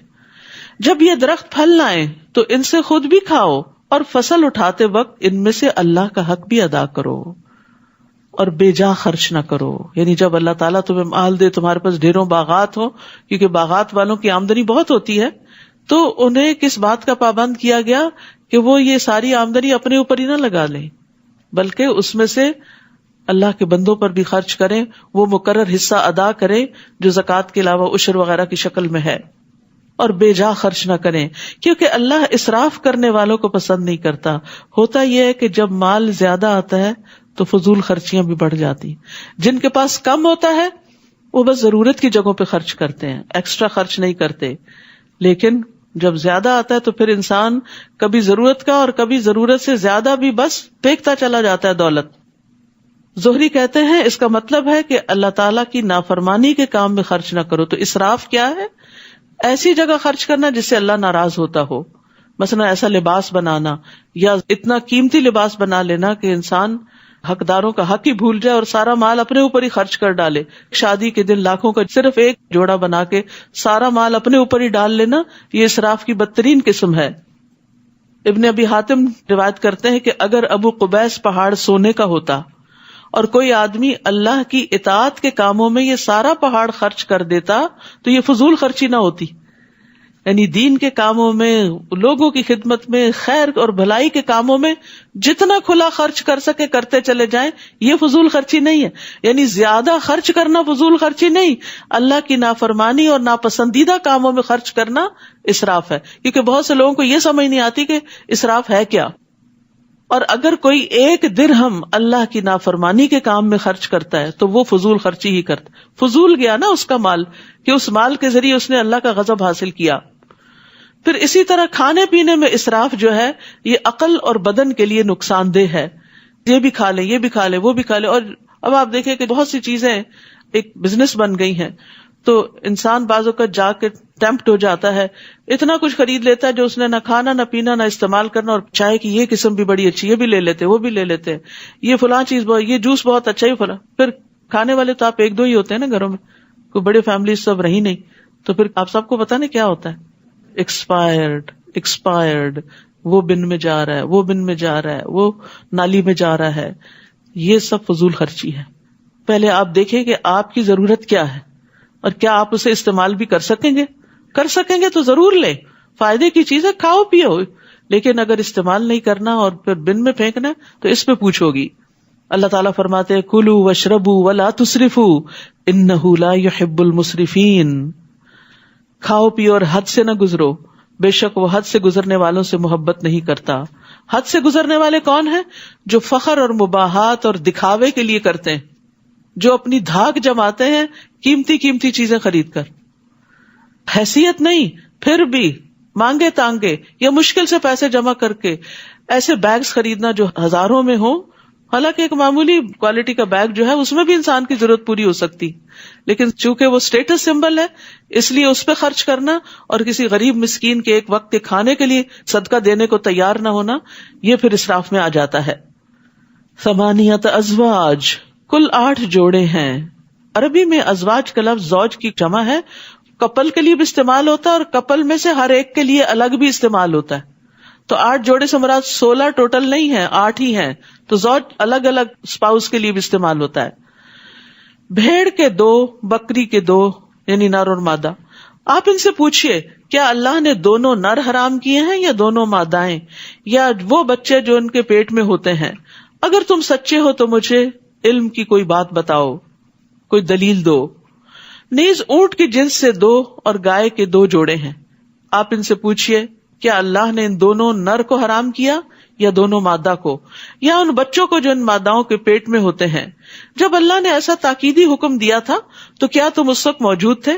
پھر اس شخص سے بڑھ کر ظالم اور کون ہے جو اللہ پر جھوٹ باندھے تاکہ لوگوں کو علم کے بغیر گمراہ کرتا پھرے۔ یہ بہت بڑے ظلم کی بات ہے، بہت بڑا جرم ہے کہ علم کے بغیر کسی کو کچھ بتانا۔ اگر کوئی آپ سے مسئلہ پوچھتا ہے، جی آپ کورس کر رہی ہیں، آپ دورہ قرآن میں جاتی ہیں، تو مجھے اس مسئلے کا جواب دیں۔ اگر پتا ہے تو جتنا پتا ہے اتنا بتا دیں، نہیں پتا تو معلوم کریں، ریسرچ کریں، جانیں، اہل علم سے پوچھیں اور پھر بتائیں، کیونکہ بغیر علم کے لوگوں کو فتوے دینا بہت بڑا جرم ہے، اس سے لوگ گمراہ ہوتے ہیں۔ اللہ یقیناً ایسے ظالموں کو سیدھی راہ نہیں دکھاتا۔ آپ ان سے کہہ دیجئے کہ جو وحی میری طرف آئی ہے اس میں تو کوئی ایسی چیز نہیں پاتا جو کھانے والے پر حرام کی گئی ہو، یعنی جن کو تم لوگوں نے حرام کیا، یہ اس کی طرف اشارہ ہے، الا یہ کہ وہ مردار ہو یا بہایا ہوا خون ہو یا خنزیر کا گوشت ہو کیونکہ وہ ناپاک ہے، یا فسق ہو کہ وہ چیز اللہ کے سوا کسی اور کے نام سے مشہور کر دی گئی ہو، یعنی غیر اللہ کے نام پر قربان کی گئی ہو۔ ہاں، جو شخص لاچار ہو جائے اس حال میں کہ نہ تو وہ اللہ کے قانون کا باغی ہو اور نہ ضرورت سے زیادہ کھانے والا ہو، تو اسے معاف ہے، کیونکہ آپ کا رب بخش دینے والا اور رحم کرنے والا ہے۔ اصل میں یہاں دلائل دیے جا رہے ہیں اہل عرب کے ان غلط قوانین کو ثابت کرنے کے کہ جو انہوں نے خود سے حلال اور حرام کے کچھ قاعدے بنا کر اللہ کی نعمتوں کو لوگوں پر حرام کر رکھا تھا، یا کبھی اپنے آپ پر بھی۔ اور جن لوگوں نے یہودیت اختیار کی ان پر ہم نے ہر ناخن والا جانور حرام کیا تھا، نیز ان پر گائے اور بکری کی چربی بھی حرام تھی، الا یہ کہ وہ پشت، آنتوں اور ہڈیوں سے چمٹی ہوئی ہو۔ ہم نے یہ چیزیں ان کی سرکشی کی سزا کے طور پر ان پہ حرام کی تھی، اصلاً حرام نہیں تھی، دین ابراہیمی میں حرام نہیں تھی، اور جو کچھ ہم کہہ رہے ہیں بالکل سچ کہہ رہے ہیں۔ اب یہاں مسلسل حلال و حرام کی بات ہو رہی ہے کیونکہ یہ دین کا حصہ ہے، ہمارا دین ایک مکمل دین ہے جو کھانے پینے کے معاملات میں بھی ہمیں رہنمائی دیتا ہے کہ انسان کے لیے کیا کھانا فائدہ مند ہے اور کیا کھانا نقصان دہ ہے۔ پھر اگر یہ آپ کو جھٹلائیں تو ان سے کہیے تمہارے رب کی رحمت بہت وسیع ہے کہ تم سزا سے بچے ہوئے ہو، ورنہ مجرموں سے اس کا عذاب ٹالا نہیں جا سکتا۔ یہ مشرک جواباً کہہ دیں گے اگر اللہ چاہتا تو نہ ہم شرک کرتے اور نہ ہمارے آباء و اجداد اور نہ ہم کسی چیز کو حرام ٹھہراتے۔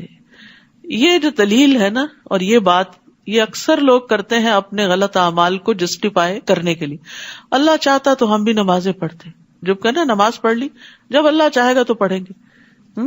بھئی آپ کب چاہیں گے؟ آپ بھی تو چاہیں، جو چاہتا ہے من جد وجدہ، اللہ تعالیٰ اس کو عطا کر دیتا ہے، لیکن جس کی اپنی نیت اور اپنا ارادہ ہی کھوٹا ہوتا ہے اور جو ہدایت کی طرف آنا نہیں چاہتا، تو اللہ سبحانہ وتعالیٰ کا یہ قانون نہیں کہ زبردستی لوگوں کو ہدایت کی طرف لائے۔ اسی طرح ان لوگوں نے بھی جھٹلایا جو ان سے پہلے تھے، حتیٰ کہ انہوں نے ہمارے عذاب کا مزہ چکھ لیا۔ آپ ان سے کہیے کہ اگر تمہارے پاس کوئی علم کی بات ہے تو لاؤ، ہمیں دکھاؤ، تم تو محض ظن کے پیچھے پڑے ہوئے ہو اور جو بات کرتے ہو بلا دلیل کرتے ہو۔ قل فللہ الحجۃ البالغہ فلو شاء لہداکم اجمعین، آپ ان سے کہیے کہ تمہارے ظن کے مقابلے میں اللہ کی حجت کامل ہے، اللہ کے دلائل مضبوط ہیں، اگر وہ چاہتا تو تم سب کو ہدایت دے دیتا، یعنی وہ زبردستی تمہیں ان دلائل کا قائل کر دیتا، لیکن یہ اس کا طریقہ نہیں۔ اس نے انسان کو آزادی رائے دے رکھی ہے، عقل دے رکھی ہے کہ انسان سوچ سمجھ کر اور ہدایت کی روشنی میں خود صحیح راستہ اختیار کرے۔ آپ ان سے کہیے اپنے وہ گواہ تو لاؤ جو یہ گواہی دیں کہ اللہ نے فی الواقع ان چیزوں کو حرام کیا ہے، پھر اگر وہ گواہی دے بھی دیں تو آپ ان کے ساتھ گواہی نہ دینا، نہ ہی ان لوگوں کی خواہشات کے پیچھے لگنا جو ہماری آیات کو جھٹلاتے ہیں اور جو آخرت پر ایمان نہیں رکھتے اور دوسروں کو اپنے رب کا ہمسر بناتے ہیں۔ قل تعالوا اتل ما حرم ربکم علیکم الا تشرکوا بہ شیئا وبالوالدین احسانا، آپ ان سے کہیے آؤ میں تمہیں پڑھ کر سناؤں کہ تمہارے رب نے تم پر کیا کچھ حرام کیا ہے. تو قرآن پڑھ کر سنانے کا حکم ہے، کیونکہ سن کر بات زیادہ سمجھ میں آتی ہے، اور اس لیے بھی کہ قرآن مجید اللہ کا کلام ہے، تو کلام کو کلام کی شکل میں کنوے کیا جائے تو بات زیادہ دل پہ لگتی ہے. پڑھنے کا بھی فائدہ ہے کہ آپ اکیلے بیٹھ کے تفسیر پڑھیں، سمجھیں، جانیں، لیکن جب آپ سنتے ہیں تو بات دل پہ جا لگتی ہے. تو یہاں پر پڑھ کے سنانے کا حکم ہے نبی صلی اللہ علیہ وسلم کو، اور آپ لوگوں کو لکھ کر چیزیں نہیں دیتے تھے، سنایا کرتے تھے. آؤ میں تمہیں پڑھ کر سناؤں کہ تمہارے رب نے تم پر کیا کچھ حرام کیا ہے. اور وہ یہ باتیں ہیں کہ اس کے ساتھ کسی کو شریک نہ بناؤ، شرک حرام ہے، ان الشرک لظلم عظیم. اور یہ کہ والدین سے اچھا سلوک کرو، والدین کی نافرمانی حرام ہے، ان کو ستانا حرام ہے. اور یہ کہ مفلسی کے ڈر سے اپنی اولاد کو قتل نہ کرو کہ ہم انہیں کہاں سے کھلائیں گے. اللہ رزق کے راستے کھولنے والا ہے، کیونکہ ہم ہی تمہیں رزق دیتے ہیں تو ان کو بھی ضرور دیں گے، مایوس کیوں ہوتے ہو. اور یہ کہ بے حیائی کی باتوں کے قریب بھی نہ جاؤ، فحش باتوں کے قریب بھی نہ جاؤ، گالی گلوچ، گھٹیا مذاق، ننگی باتیں، خواہ یہ کھلی ہو یا چھپی ہو، یعنی کسی پرائیویٹ گیدرنگ میں کرو یا پبلکلی کرو، دونوں طرح منع ہے. سب کے سامنے کرو یا چھپ کے کرو. اور یہ کہ جس جان کے مارنے کو اللہ نے حرام کیا ہے اسے قتل نہ کرو. اولاد کے قتل کو الگ طور پہ بیان کیا واضح کرنے کے لیے، اور پھر عمومی طور پر اللہ یہ کہ حق کے ساتھ ہو، جیسے قصاص وغیرہ میں. یہ وہ باتیں ہیں جن کا اللہ نے تمہیں تاکیدن حکم دیا ہے. وصاکم بہ، وصیت ہوتی ہے تاکیدی حکم، اس کی تاکید ہے، لازماً یہ حکم ماننے ہوں گے، شاید کہ تم عقل سے کام لو. تو یاد رکھیے کہ حلال و حرام کے بارے میں جاننا بہت ضروری ہے. اسی لیے اللہ تعالیٰ نے نبی صلی اللہ علیہ وسلم کو حکم دیا کہ وہ ساری مخلوق کو اس آیت کی تلاوت کی سماعت کی دعوت دیں، جس میں اللہ نے کچھ چیزیں حرام ٹھہرائیں. اور آپ صلی اللہ علیہ وسلم کے بعد علماء پر بھی یہ بات لازم ہے کہ وہ لوگوں کو تبلیغ کریں اور ان کو واضح کریں کہ اللہ نے ان کے لیے کیا حلال کیا، کیا حرام کیا ہے. اور یاد رکھیے حلال و حرام کی وضاحت عقل کی بنا پہ نہیں ہوتی، قرآن و سنت کی روح سے ہوتی ہے. رسول اللہ صلی اللہ علیہ وسلم نے فرمایا، جان لو ان قریب ایسا وقت آنے والا ہے کہ کسی شخص کو میری کوئی حدیث پہنچے گی اور وہ تکیہ لگائے ہوئے اپنی مسند پہ بیٹھا ہوگا، کاؤچ پر، کہے گا ہمارے اور تمہارے درمیان اللہ کی کتاب کافی، بس جو قرآن میں وہ کافی ہے، بس ہم جو کچھ اس میں حلال پائیں گے اسے حلال سمجھیں گے اور جو حرام پائیں گے اسے حرام سمجھیں گے. جبکہ حقیقت کیا ہے کہ جسے اللہ کے رسول نے حرام کیا وہ بھی اسی طرح حرام ہے جسے اللہ نے حرام کیا. تو حرام صرف قرآن سے نہیں پتہ چلتا، حرام سنت رسول صلی اللہ علیہ وسلم سے بھی پتہ چلتا ہے. اور کیا باتیں جن کا تاکیدی حکم ہے؟ وَلَا تَقْرَبُوا مَالَ الْيَتِيمِ إِلَّا بِالَّتِي هِيَ أَحْسَنُ حَتَّى يَبْلُغَ أَشُدَّهُ. نیز یہ کہ یتیم کے مال کے قریب بھی نہ جاؤ. بھائی فوت ہو گیا ہے، اس کی بہت سی پراپرٹی ہے، وہ اب یتیموں کا مال ہے، تمہارا حق نہیں ہے اس پہ کہ تم بھائی ہو. اگر ماں باپ زندہ ہے تو کچھ ان کو جائے گا، باقی یتیم بچوں کے لیے، مگر ایسے طریقے سے جو اس کے حق میں بہتر ہو، یعنی یتیم کے حق میں، تاکہ وہ عقل کی پختگی کو پہنچ جائے، میچور ہو جائے، اپنے مال کی حفاظت کر سکے، اسے انویسٹ کر سکے، اس سے بزنس کر سکے، اسے صحیح جگہ پر استعمال کر سکے، نہ کہ ضائع کر بیٹھے. اور یہ کہ ناپ اور تول انصاف کے ساتھ پورا کرو. ہم کسی کو اس کی مقدور سے زیادہ تکلیف نہیں دیتے، اس کی وسعت سے بڑھ کے اس پہ بوجھ نہیں ڈالتے. اور یہ کہ جب کچھ کہو تو انصاف سے کہو، کسی کی طرفداری نہ کرو اگر وہ غلط ہے، خواہ وہ بات تمہارے کسی قریبی سے تعلق کیوں نہ رکھتی ہو، تمہارا دوست ہی کیوں نہ ہو، تمہارے والدین ہی کیوں نہ ہو، تمہارے بہن بھائی کیوں نہ ہو. اگر وہ غلط ہے تو انہیں غلط ہی کہو. اور یہ کہ اللہ کے عہد کو پورا کرو. تم نے اللہ کا نام لے کے کوئی کمٹمنٹ کی یا اللہ نے جو احکامات تمہیں دیے اور تم نے ان کو ماننے کا وعدہ کیا، یہ باتیں ہیں جن کا اللہ نے تمہیں حکم دیا ہے، شاید کہ تم نصیحت قبول کرو. وَأَنَّ هَذَا صِرَاطِي مُسْتَقِيمًا، اور بلا شبہ یہی میری سیدھی راہ ہے، لہٰذا اسی پر چلتے جاؤ. یعنی ان احکامات پر عمل کرنے والے ہی سیدھے راستے پر ہیں، اسلام کے راستے پر ہیں. اور دوسری راہوں پر نہ چلو، یعنی اپنی خواہشات کی پیروی نہ کرو. لوگوں کو مت دیکھو کہ وہ عمل کرتے ہیں یا نہیں، کیونکہ بعض اوقات ہم یہ دلیل دے دیتے ہیں نا، سبھی ایسا کرتے ہیں، تو یہ حجت نہیں ہوتی کہ سبھی ایسا کرتے ہیں یا نہیں کرتے. دیکھنا یہ ہے کہ اللہ نے بھی اس کی اجازت دی ہے یا نہیں دی. اور دوسری راہوں پر نہ چلو ورنہ وہ تمہیں اللہ کی راہ سے ہٹا کر جدا جدا کر دیں گی, تفرقہ بھی ہو جائے گا اور تم صراط مستقیم سے دور نکل جاؤ گے. اللہ نے تمہیں انہی باتوں کا حکم دیا ہے تاکہ تم بچ جاؤ, یعنی برے انجام سے. پھر ہم نے موسیٰ کو ایسی کتاب دی جو نیک روش اختیار کرنے والے کے لیے مکمل تھی اور اس میں ہر ضروری بات کی تفصیل بھی تھی, اور یہ کتاب ہدایت اور رحمت بھی تھی, اور اس لیے دی تھی تاکہ لوگ اپنے رب سے ملاقات پر ایمان لے آئیں. وَهَذَا كِتَابٌ أَنزَلْنَاهُ مُبَارَكٌ, اور یہ کتاب یعنی قرآن مجید جو ہم نے نازل کی ہے بڑی بابرکت ہے, لہذا اس کی پیروی کرو, اس کو فالو کرو اور اللہ سے ڈرتے رہو. اس کو پڑھ کے سمجھ کے اس پہ عمل کر کے بھی ڈرنا ہے تاکہ تم پہ رحم کیا جائے. تو اللہ کی رحمت کس پہ ہوتی ہے؟ اللہ سے ڈرنے والوں پر. تو یاد رکھیے قرآن میں ہر خیر کی تعلیم اور ہر شر سے بچاؤ کا طریقہ بتایا گیا ہے, یعنی اس کے پڑھنے سے ایسی برکات جاری ہوتی ہیں کہ کسی بھی خیر کی چیز سے انسان محروم نہیں رہتا, اور کوئی ایسا شر نہیں جس سے اس کتاب میں نہ ڈرایا گیا ہو. تو اس لیے جب انسان اس کی پیروی کرتا ہے تو شر سے محفوظ ہو جاتا ہے. قرآن کی بدولت گھروں میں بھی برکتیں اترتی ہیں. ابو ہریرہ کہا کرتے تھے, بے شک قرآن پڑھنے کی وجہ سے گھر اپنے رہنے والوں کے لیے کشادہ ہو جاتا ہے, یعنی دلوں میں وسعت آ جاتی, ایک دوسرے کو برداشت کرنے کی توفیق ہو جاتی ہے.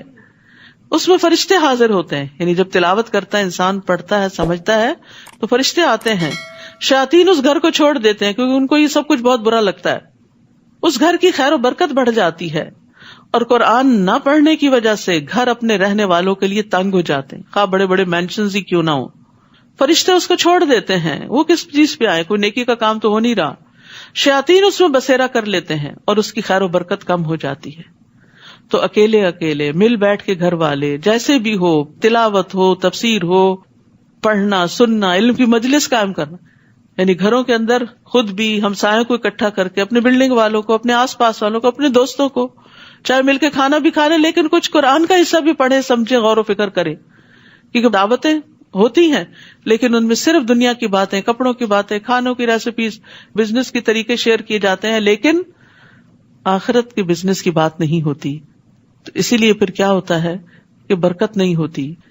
تو اللہ کی رحمت اور برکت سمیٹنے کے لیے گھروں کے اندر قرآن کے پڑھنے پڑھانے کے سلسلے جاری کرنے چاہیے, چاہے once a week, once a month, once a year, جس طرح بھی ہو.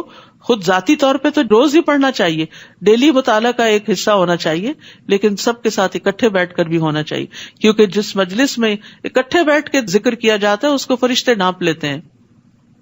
ان تقولوا انما انزل الكتاب على طائفتين من قبلنا وان كنا عن دراستهم لغافلين. نیز اس لیے یہ کتاب نازل کی کہ تم یہ نہ کہہ سکو کہ کتاب تو ہم سے پہلے کے دو گروہوں یعنی یہود و نصارہ پر ہی اتاری گئی اور ہم تو ان کے پڑھنے پڑھانے سے بے خبر رہے, یعنی ہم ان کی کتابوں سے بے خبر تھے. یا یہ کہنے لگو کہ اگر کتاب ہم پر اتاری جاتی تو ہم یقیناً ان سے زیادہ ہدایت یافتہ ہوتے. تو اب تمہارے رب کی طرف سے تمہارے پاس ایک واضح دلیل, ہدایت اور رحمت آ چکی ہے. پھر اس شخص سے بڑھ کر ظالم اور کون ہوگا جو اللہ تعالیٰ کی آیات کو جھٹلائے اور ان سے کنی کترائے, یعنی مانے نہ اور ان کو اوائڈ کرے. اور جو لوگ ہماری آیات سے کنی کتراتے ہیں انہیں ہم ان کے اس عمل کی بہت بری سزا دیں گے. کیا یہ اسی بات کا انتظار کر رہے ہیں کہ ان کے پاس فرشتے آئیں, یعنی مانتے کیوں نہیں؟ کیا فرشتوں کی آمد کا انتظار ہے, یا خود آپ کا رب آ جائے, یا اس کی کوئی نشانی یعنی معجزہ آئے؟ جس دن کوئی ایسا معجزہ آ گیا تو اس وقت کسی کا ایمان لانا اسے کچھ فائدہ نہ دے گا جو اس سے پیشتر ابھی تک ایمان نہ لایا ہو یا اپنے ایمان کی حالت میں نیکی کے کام نہ کیے ہوں. آپ ان سے کہیے کہ تم بھی انتظار کرو, ہم بھی انتظار کرتے ہیں. تو یاد رکھیے کہ موت کے آنے سے پہلے پہلے نیک عمل کر لینے چاہیے. جب موت آ جاتی ہے تو پھر تو توبہ بھی قبول نہیں ہوتی. وَأَنفِقُوا مِمَّا رَزَقْنَاكُمْ مِنْ قَبْلِ أَنْ يَأْتِيَ أَحَدَكُمُ الْمَوْتُ فَيَقُولَ رَبِّ لَوْلَا أَخَّرْتَنِي إِلَىٰ أَجَلٍ قَرِيبٍ فَأَصَّدَّقَ وَأَكُن مِّنَ الصَّالِحِينَ. اور اس میں سے خرچ کرو جو ہم نے تمہیں دیا ہے، اس سے پہلے کہ تم میں سے کسی کو موت آ جائے، پھر وہ کہے کہ اے میرے رب، تو نے مجھے قریبی مدت تک مہلت کیوں نہ دی کہ میں صدقہ کرتا اور نیک لوگوں میں ہو جاتا۔ ابو ہریرہ کہتے ہیں ایک شخص نے نبی صلی اللہ علیہ وسلم سے کہا، اے اللہ کے رسول، کون سا صدقہ افضل ہے؟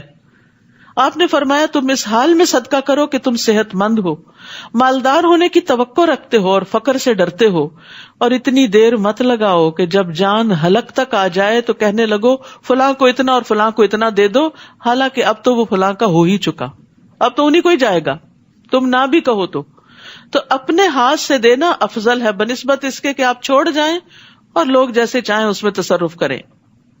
اور ایک اور بات جو اس آیت سے پتہ چلتی ہے، او کسبت فی ایمانہا خیرا، کہ ایمان لانے کے بعد نیکی کا ہر عمل انسان کو اچھے مرتبے تک پہنچاتا ہے۔ ابو ذر کہتے ہیں میں نے کہا اللہ کے رسول، کون سی چیز بندے کو آگ سے نجات دلاتی ہے؟ آپ نے فرمایا اللہ پر ایمان لانا۔ میں نے کہا اللہ کے نبی، کیا ایمان کے ساتھ عمل بھی ضروری ہے؟ یہ ہمارے سوالوں کا جواب ہے۔ اب آپ نے فرمایا اللہ نے اسے جو رزق عطا کیا اس میں سے خرچ کرے۔ پہلا عمل کیا بتایا؟ صدقہ کرے۔ میں نے کہا اللہ کے رسول، اگر وہ فقیر ہو اور اس کے پاس دینے کی کوئی چیز نہ ہو؟ آپ نے فرمایا پھر وہ نیکی کا حکم دے اور برائی سے روکے۔ میں نے کہا اللہ کے رسول، اگر وہ ایسا کرنے سے بھی عاجز ہو، علم ہی کوئی نہیں، پتہ ہی نہیں، اور نیکی کا حکم دینے اور برائی سے روکنے کی طاقت بھی نہ ہو؟ آپ نے فرمایا کسی بے ہنر کو کوئی ہنر سکھا دے، کھانا پکانا آتا ہے کسی اور کو بھی سکھا دیں، اسی طرح کوئی اور کام آتا ہے تو دوسروں کو وہ کام ہی سکھا دیں۔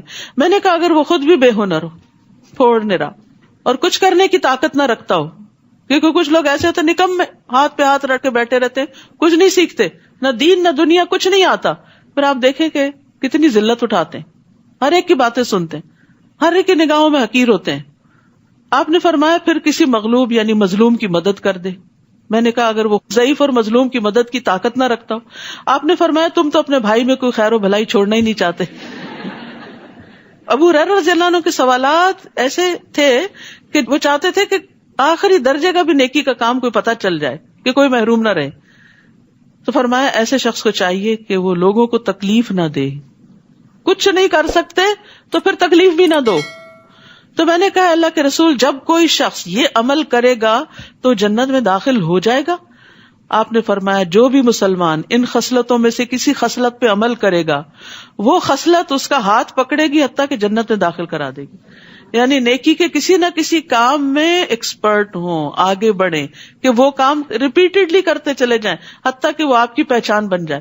جب لوگ فوت ہوتے ہیں نا تو پھر جو گواہیاں آتی ہیں، فلاں بڑا ہی سخی تھا، بڑے کھلے دل والا تھا، بڑی لوگوں کی مدد کرتا تھا۔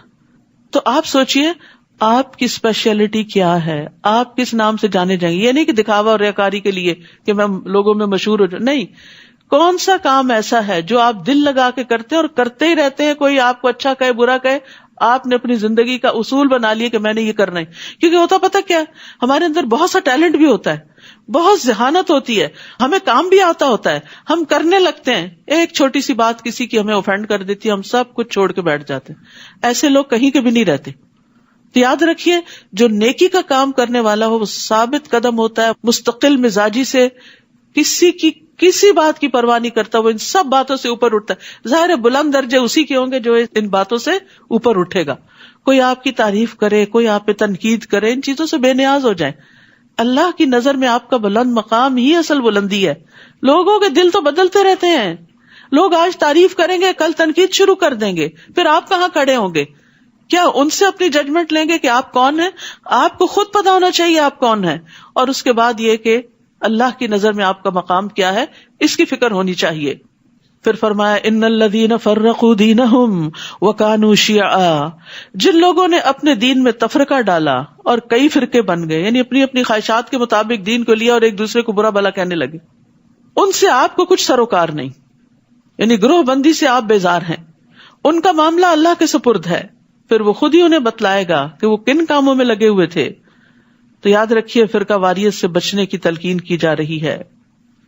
من جاء بالحسنۃ فلہ عشر امثالها، جو کوئی اللہ کے ہاں کوئی نیکی لے کر آئے گا تو اسے اس نیکی کا 10 گنا ثواب ملے گا، ایک نیکی ملٹیپلائی بائی 10، اور جو کوئی برائی لے کر آئے گا اسے اتنی ہی سزا دی جائے گی، 1 multiply by 1 equal to 1. جتنی اس نے برائی کی تھی اور ان پر ظلم نہیں کیا جائے گا. تو یہ اللہ کا بندوں پر بڑا ہی احسان ہے. حتیٰ کہ اس احسان کی مزید تفصیل حدیث سے پتہ چلتی ہے. ابن عباس کہتے کہ رسول اللہ صلی اللہ علیہ وسلم اپنے رب تبارک و تعالیٰ سے روایت کرتے ہوئے فرماتے، اور اس کو حدیث قدسی کہا جاتا ہے، کہ بے شک اللہ نے نیکیاں اور برائیاں لکھی، پھر ان کو بیان کر دیا. پھر جس نے نیکی کا ارادہ کیا، نیت کر لی لیکن عمل نہ کر سکا، کوئی مصروفیت آڑے آ گئی، کوئی اور وجہ بن گئی، تو اللہ نے اس کے لیے اپنے پاس ایک مکمل نیکی لکھی، وہ بھی لکھا گیا. اور اگر اس نے ارادہ کرنے کے بعد عمل بھی کر لیا تو اللہ نے اس کے لیے اپنے پاس 10 نیکیوں سے لے کر 700 بلکہ اس سے بھی زیادہ لکھا کہ کون کتنے خلوص کے ساتھ، کتنی محبت اور چاہت کے ساتھ اچھا کام کرتا ہے. اور جس نے کسی برائی کا ارادہ کیا پھر اس پر عمل نہیں کیا تو اللہ نے اس کے لیے اپنے پاس ایک مکمل نیکی لکھ لی. بری نیت تھی لیکن چھوڑ دی تو اس پر بھی نیکی مل گئی. یہ ہے نا اللہ کی رحمت اور فضل. اور اگر اس نے ارادہ کرنے کے بعد عمل بھی کر لیا تو صرف ایک برائی لکھی. تو آپ سوچئے کہ اگر اس ریشو کے ساتھ بھی کسی کی برائیاں نیکیوں سے اوپر ہو جائیں تو پھر اس کا انجام کیا ہونا چاہیے. اللہ نے تو ہمیں نیکیاں کمانے کے کھلے موقع عطا کیے اور ایک ایک نیکی کو پہاڑ بنا دیا، تو پھر بھی اگر کسی کی نیکیاں کم ہیں اور برائیاں ہی اس نے زیادہ کی تو پھر واقعی وہ برائی شخص ہے. قل اننی ہدانی ربی الی صراط مستقیم دینا قیما ملت ابراہیم حنیفا وما کان من المشرکین. آپ ان سے کہیے کہ میرے رب نے مجھے سیدھی راہ دکھا دی ہے، یہی وہ مستحکم دین ہے جو ابراہیم حنیف کا طریقہ زندگی تھا، اور سیدنا ابراہیم مشرکوں میں سے نہ تھے. قل ان صلاتی ونسکی ومحیای ومماتی للہ رب العالمین. آپ ان سے کہہ دیجئے میری نماز، میری قربانی، میری زندگی اور میری موت سب کچھ اللہ رب العالمین کے لیے ہے.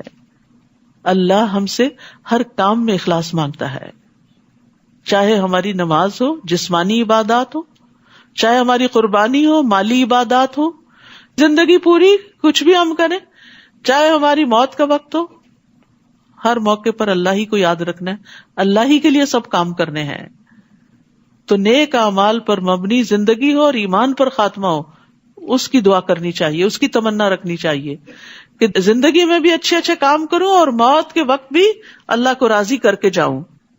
یعنی میری زندگی نیک عمل کے ساتھ ہو اور مروں تو اللہ رب العالمین کی ذات پر ایمان رکھتے ہوئے مروں. لا شریک لہ وبذالک امرت وانا اول المسلمین. جس کا کوئی شریک نہیں، مجھے اسی بات کا حکم دیا گیا اور میں سب سے پہلے اللہ کا فرما بردار بنتا ہوں. آپ ان سے کہیے کیا میں اللہ کے علاوہ کوئی اور رب تلاش کروں؟ حالانکہ وہ ہر چیز کا رب ہے. رب کون ہوتا ہے؟ خالق، مالک، مدبر، رازق، معبود. اور جو شخص بھی کوئی برا کام کرے گا تو اس کا بوجھ اسی پر ہوگا، اپنے کیے کو خود ہی بھگتنا ہوگا. کوئی شخص کسی دوسرے کا بوجھ نہ اٹھائے گا. پھر تمہیں اپنے رب کے ہاں لوٹ کر جانا ہے، اور جن باتوں میں تم اختلاف کرتے ہو وہ سب کچھ تمہیں بتا دے گا. وہی تو ہے جس نے تمہیں زمین میں نائب بنایا اور ایک کے مقابلے میں دوسرے کے درجے بلند کیے، یعنی بندوں میں فرق رکھا، تاکہ جو کچھ اس نے تمہیں دے رکھا ہے اسی میں تمہاری آزمائش کرے. بلا شبہ آپ کا رب سزا دینے میں دیر نہیں لگاتا، اور ساتھ ہی ساتھ وہ یقیناً بخشنے والا اور مہربان بھی ہے. سورۃ الاعراف. بسم اللہ الرحمن الرحیم. الف لام میم صاد. کتاب انزل الیک فلا یکن فی صدرک حرج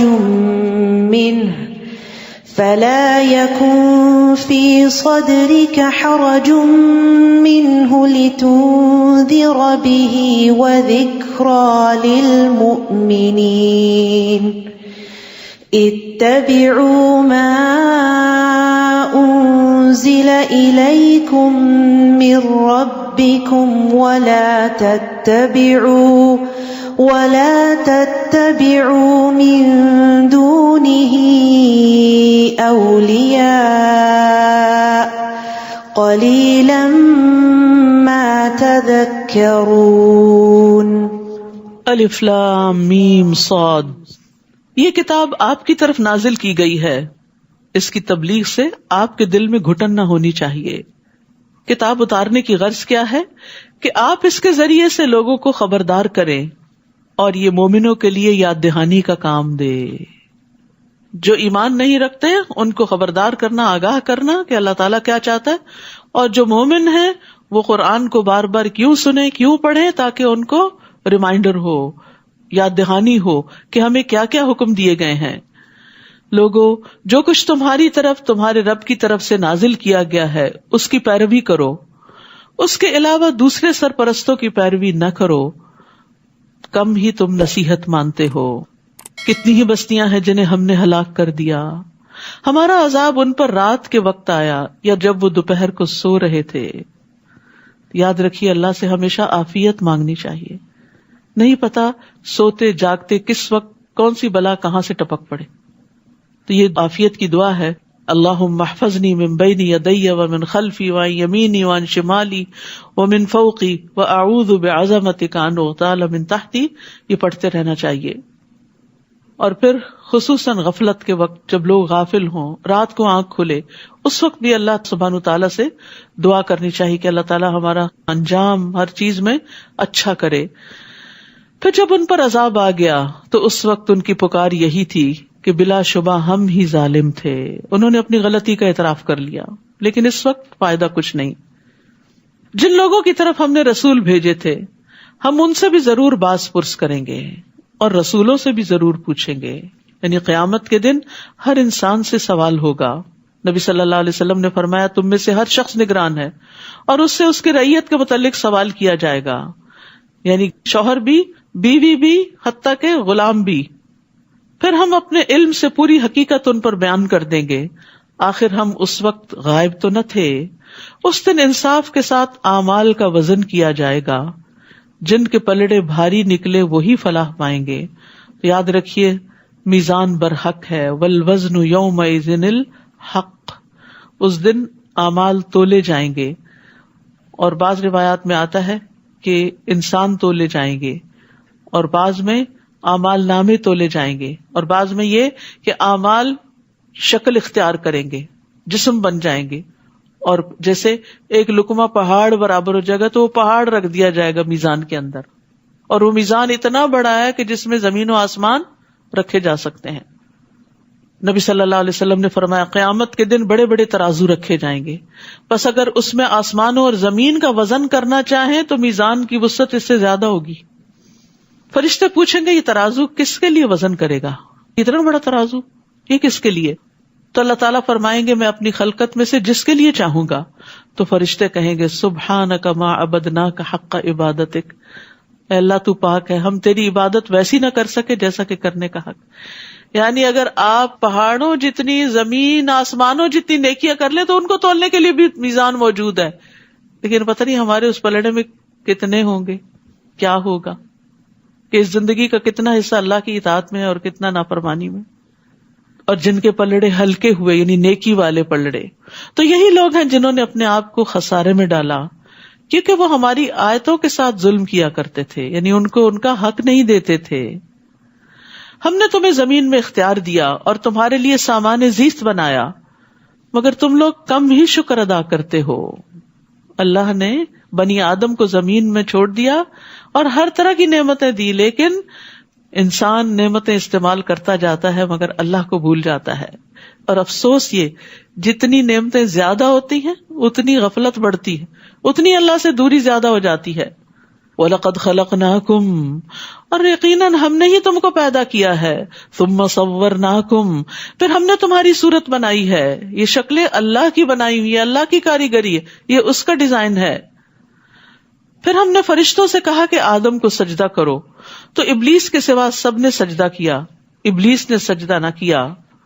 اللہ تعالیٰ نے اس سے پوچھا جب میں نے تجھے سجدہ کرنے کا حکم دیا تھا تو پھر کس بات نے تجھے سجدہ کرنے سے روک دیا؟ کہنے لگا میں آدم سے بہتر ہوں، کیونکہ تو نے مجھے آگ سے پیدا کیا اور اسے مٹی سے۔ تکبر کا شکار ہو گیا، اور یہ بھی اپنی عقل سے ہی اس نے فیصلہ کر لیا، یعنی بڑا چھوٹا ہونے کا۔ اللہ تعالیٰ نے فرمایا نیچے اتر یہاں سے، تیرا حق نہ تھا کہ تو یہاں تکبر کرتا، لہذا نکل جا، تو ان لوگوں میں سے ہو گیا جنہیں چھوٹا ہی بن کر رہنا ہے. یعنی اپنے آپ کو بڑا سمجھنے والے بڑے نہیں ہوا کرتے، بڑا وہ ہے جو اللہ کی نگاہ میں بڑا ہے. کہنے لگا اچھا پھر مجھے روز محشر تک مہلت دے دے، یعنی مجھے زندگی دے دے. تو ابلیس اس وقت سے مرا نہیں، قیامت تک اس کو زندگی ہی زندگی ملی ہوئی ہے بہکانے کے لیے. اللہ تعالیٰ نے فرمایا تجھے یہ مہلت دے دی جاتی ہے. تو اب دیکھیے ابلیس کی دعا قبول ہو گئی ہے. تو کتنے بھی ہم گناہگار ہوں کبھی بھی نہیں سوچنا چاہیے کہ میری پتہ نہیں سنی جائے گی کہ نہیں. ابلیس نے کہا تو نے مجھے گمراہی میں مبتلا کیا، نعوذ باللہ، اللہ کو الزام دیا، تو اب میں بھی تیری سیدھی راہ پر گھات لگا کے بیٹھوں گا. یاد رکھیے اسلام کے ہر راستے پر شیطان بیٹھتا ہے. جب کوئی شخص مسلمان ہونے لگتا ہے تو اسے کہتا ہے کیا تم اپنے آباء و اجداد کے دین کو چھوڑ دو گے؟ ابن آدم اس کی بات نہیں مانتا، اسلام قبول کر لیتا ہے. پھر وہ ہجرت کے راستے پہ بیٹھ جاتا ہے تو کہتا ہے کہ تم اپنے آبائی علاقے کو چھوڑ دو گے، لیکن وہ اس کی بات نہیں مانتا، ہجرت کر جاتا ہے. پھر وہ جہاد کے راستے پہ بیٹھ جاتا ہے، کہتا ہے کیا تم جہاد کرنے جا رہے ہو؟ یہ تو نفس اور مال کے بارے میں مشقت میں پڑنا ہے، تم لڑو گے تو قتل کر دیے جاؤ گے، تمہاری بیوی سے نکاح کر لیا جائے گا، تمہارا مال تقسیم کر لیا جائے گا. لیکن اس کی بات نہیں مانتا اور وہ جہاد کرتا ہے. پھر رسول اللہ صلی اللہ علیہ وسلم نے فرمایا جس نے شیطان کے ساتھ ایسا کیا تو اللہ عز و جل پہ حق ہے کہ وہ اسے جنت میں داخل کرے، اور جو قتل کیا گیا تو اللہ عز و جل پہ حق ہے کہ وہ اسے جنت میں داخل کرے. تو یہ بڑے بڑے اعمال کی مثال دے کے ہمیں بتا دیا گیا کہ انسان مسلمان ہو بھی جاتا ہے تب بھی وہ ہر راستے پہ بیٹھتا ہے. ہر نیکی کا کام جب آپ کرنے لگتے ہیں تو وہ ضرور دل میں وسوسے ڈالتا ہے اور پیچھے ہٹاتا ہے. ثم لآتینہم من بین ایدیہم، کیا طریقہ کار ہے اس کا؟ پھر انسانوں کو آگے سے، پیچھے سے، دائیں سے، بائیں سے، ہر طرف سے گھیروں گا، بہکاؤں گا انہیں اور اپنی راہ پہ ڈال دوں گا، یعنی نافرمانی کی راہ پہ. اور تو ان میں سے اکثر کو شکر گزار نہ پائے گا. یاد رکھیے سارے غم و پریشانیوں کی بنیادی وجہ ناشکری ہے. نعمتیں نظر نہیں آتی، نعمتوں پر خوشی نہیں ہے، جو ملا ہے اس پہ راضی نہیں، جو ملا ہے اس کو دیکھتے ہی نہیں، اور جو ہاتھ سے چلا جاتا ہے صرف اس کے لیے رونا روتے رہتے ہیں. تو یہ شیطان کا سب سے بڑا ہتھ کنڈا اور وار ہے کہ وہ انسانوں کو شکر گزار نہیں ہونے دیتا. تو ابلیس دو راستے بھول گیا تھا، اوپر کا اور نیچے کا. تو ابن عباس کہتے ہیں اس نے یہ نہیں کہا کہ میں اوپر سے بھی آؤں گا، کیونکہ اسے علم ہے کہ ان کے اوپر اللہ ہے. تو ابلیس نے اپنے رب سے کہا عز و جل سے مجھے تیری عزت و جلال کی قسم میں بنی آدم کو اس وقت تک گمراہ کروں گا جب تک ان کے جسم میں روح رہے گی. موت کے وقت بھی بہکاتا ہے. تو اس کو اس کے رب عز و جل نے فرمایا مجھے اپنی عزت اور اپنے جلال کی قسم جب تک وہ مجھ سے معافی مانگتے رہیں گے میں انہیں معاف کرتا رہوں گا. اللہ آخر تک ہمارے ہوش حواس اس طرح قائم رکھے کہ ہم توبہ کر کے لا الہ الا اللہ پڑھ کے دنیا سے رخصت ہوں اور شیطان دشمن کے پھندے سے نکل جائیں. کیونکہ اس وقت بھی بہکاتا ہے تمہیں تمہارا علم کام آ گیا، تم تو بڑے نیک تھے، تمہیں تو فکر کی بات ہی نہیں. اللہ تعالیٰ نے فرمایا یہاں سے نکل جا، تو میری درگاہ سے ٹھکرایا ہوا اور رسوا شدہ مخلوق ہے. یاد رکھ انسانوں میں سے جو بھی تیری پیروی کرے گا تیرے سمیت ان سب سے جہنم کو بھر دوں گا. استغفر اللہ. تو شیطان کا راستہ جہنم کا راستہ ہے، صراط مستقیم جنت کا راستہ ہے. اور اے آدم تو اور تیری بیوی دونوں اس جنت میں رہو اور جہاں سے جی چاہے کھاؤ، مگر اس درخت کے قریب بھی نہ جانا ورنہ ظالموں میں سے ہو جاؤ گے. بس ایک درخت سے روک دیا گیا، باقی سب آزادی، اور یہ سب امتحان کے لیے ہو رہا تھا. پھر شیطان نے ان دونوں کے دل میں وسوسہ ڈالا تاکہ ان کی شرمگاہیں جو ایک دوسرے سے چھپائی گئی تھی ان کے سامنے کھول دے، یعنی ان کو ننگا کرنا چاہتا تھا. لباس انسان کی عزت بھی ہے، زینت بھی ہے، ستر کا باعث بھی ہے، اس کے قابل شرم حصوں کو چھپاتا ہے اور اس کو خوبصورت بناتا ہے. گندگی والے مقامات اگر لوگوں کو نظر آتے رہیں تو لوگ نفرت کریں، لیکن شیطان نے ان کے لیے ایسی چال چلی کہ ان کا لباس اتر جائے. تمہیں تمہارے رب نے اس درخت سے صرف اس لیے روکا ہے کہ کہیں تم فرشتے نہ بن جاؤ یا تم ہمیشہ یہاں رہنے والے نہ بن جاؤ. کیسا دھوکہ دیا، بھلوا دیا کہ یہاں تو ہمیشہ رہنا ہی نہیں ہے، تو ٹیسٹ کے لیے آئے ہیں یہاں. تو یاد رکھیے آج دنیا میں بھی شیطان انسان کے پیچھے ہوتا ہے اور وہ برائیوں کو اس کے لیے خوشنما بناتا ہے، اس کو وسوسے ڈالتا ہے، اور جن چیزوں سے اللہ نے روکا ہے ان کے فائدے بتاتا ہے. تو اس لیے بڑا ضروری ہے کہ شیطان کی چالوں کو سمجھیں. یہ کتاب ہے عربی کی، اس کا ترجمہ اور اس کے آڈیوز وغیرہ موجود ہے، مقائد الشیطان کی، شیطان کیسے کیسے چالیں چلتا ہے. تو ہم سب کو اپنے دشمن کی چالوں کا پتہ ہونا چاہیے. وقاسمہما، پھر ان دونوں کے سامنے قسم کھا لی کہ میں فی الواقع تمہارا خیر خواہ ہوں. سبحان اللہ، سخت جھوٹا، لیکن جھوٹی قسم کھا کے تسلی دلا رہا ہے. چنانچہ ان دونوں کو دھوکہ دے کر آہستہ آہستہ اس نے اپنی بات پہ مائل کر ہی لیا.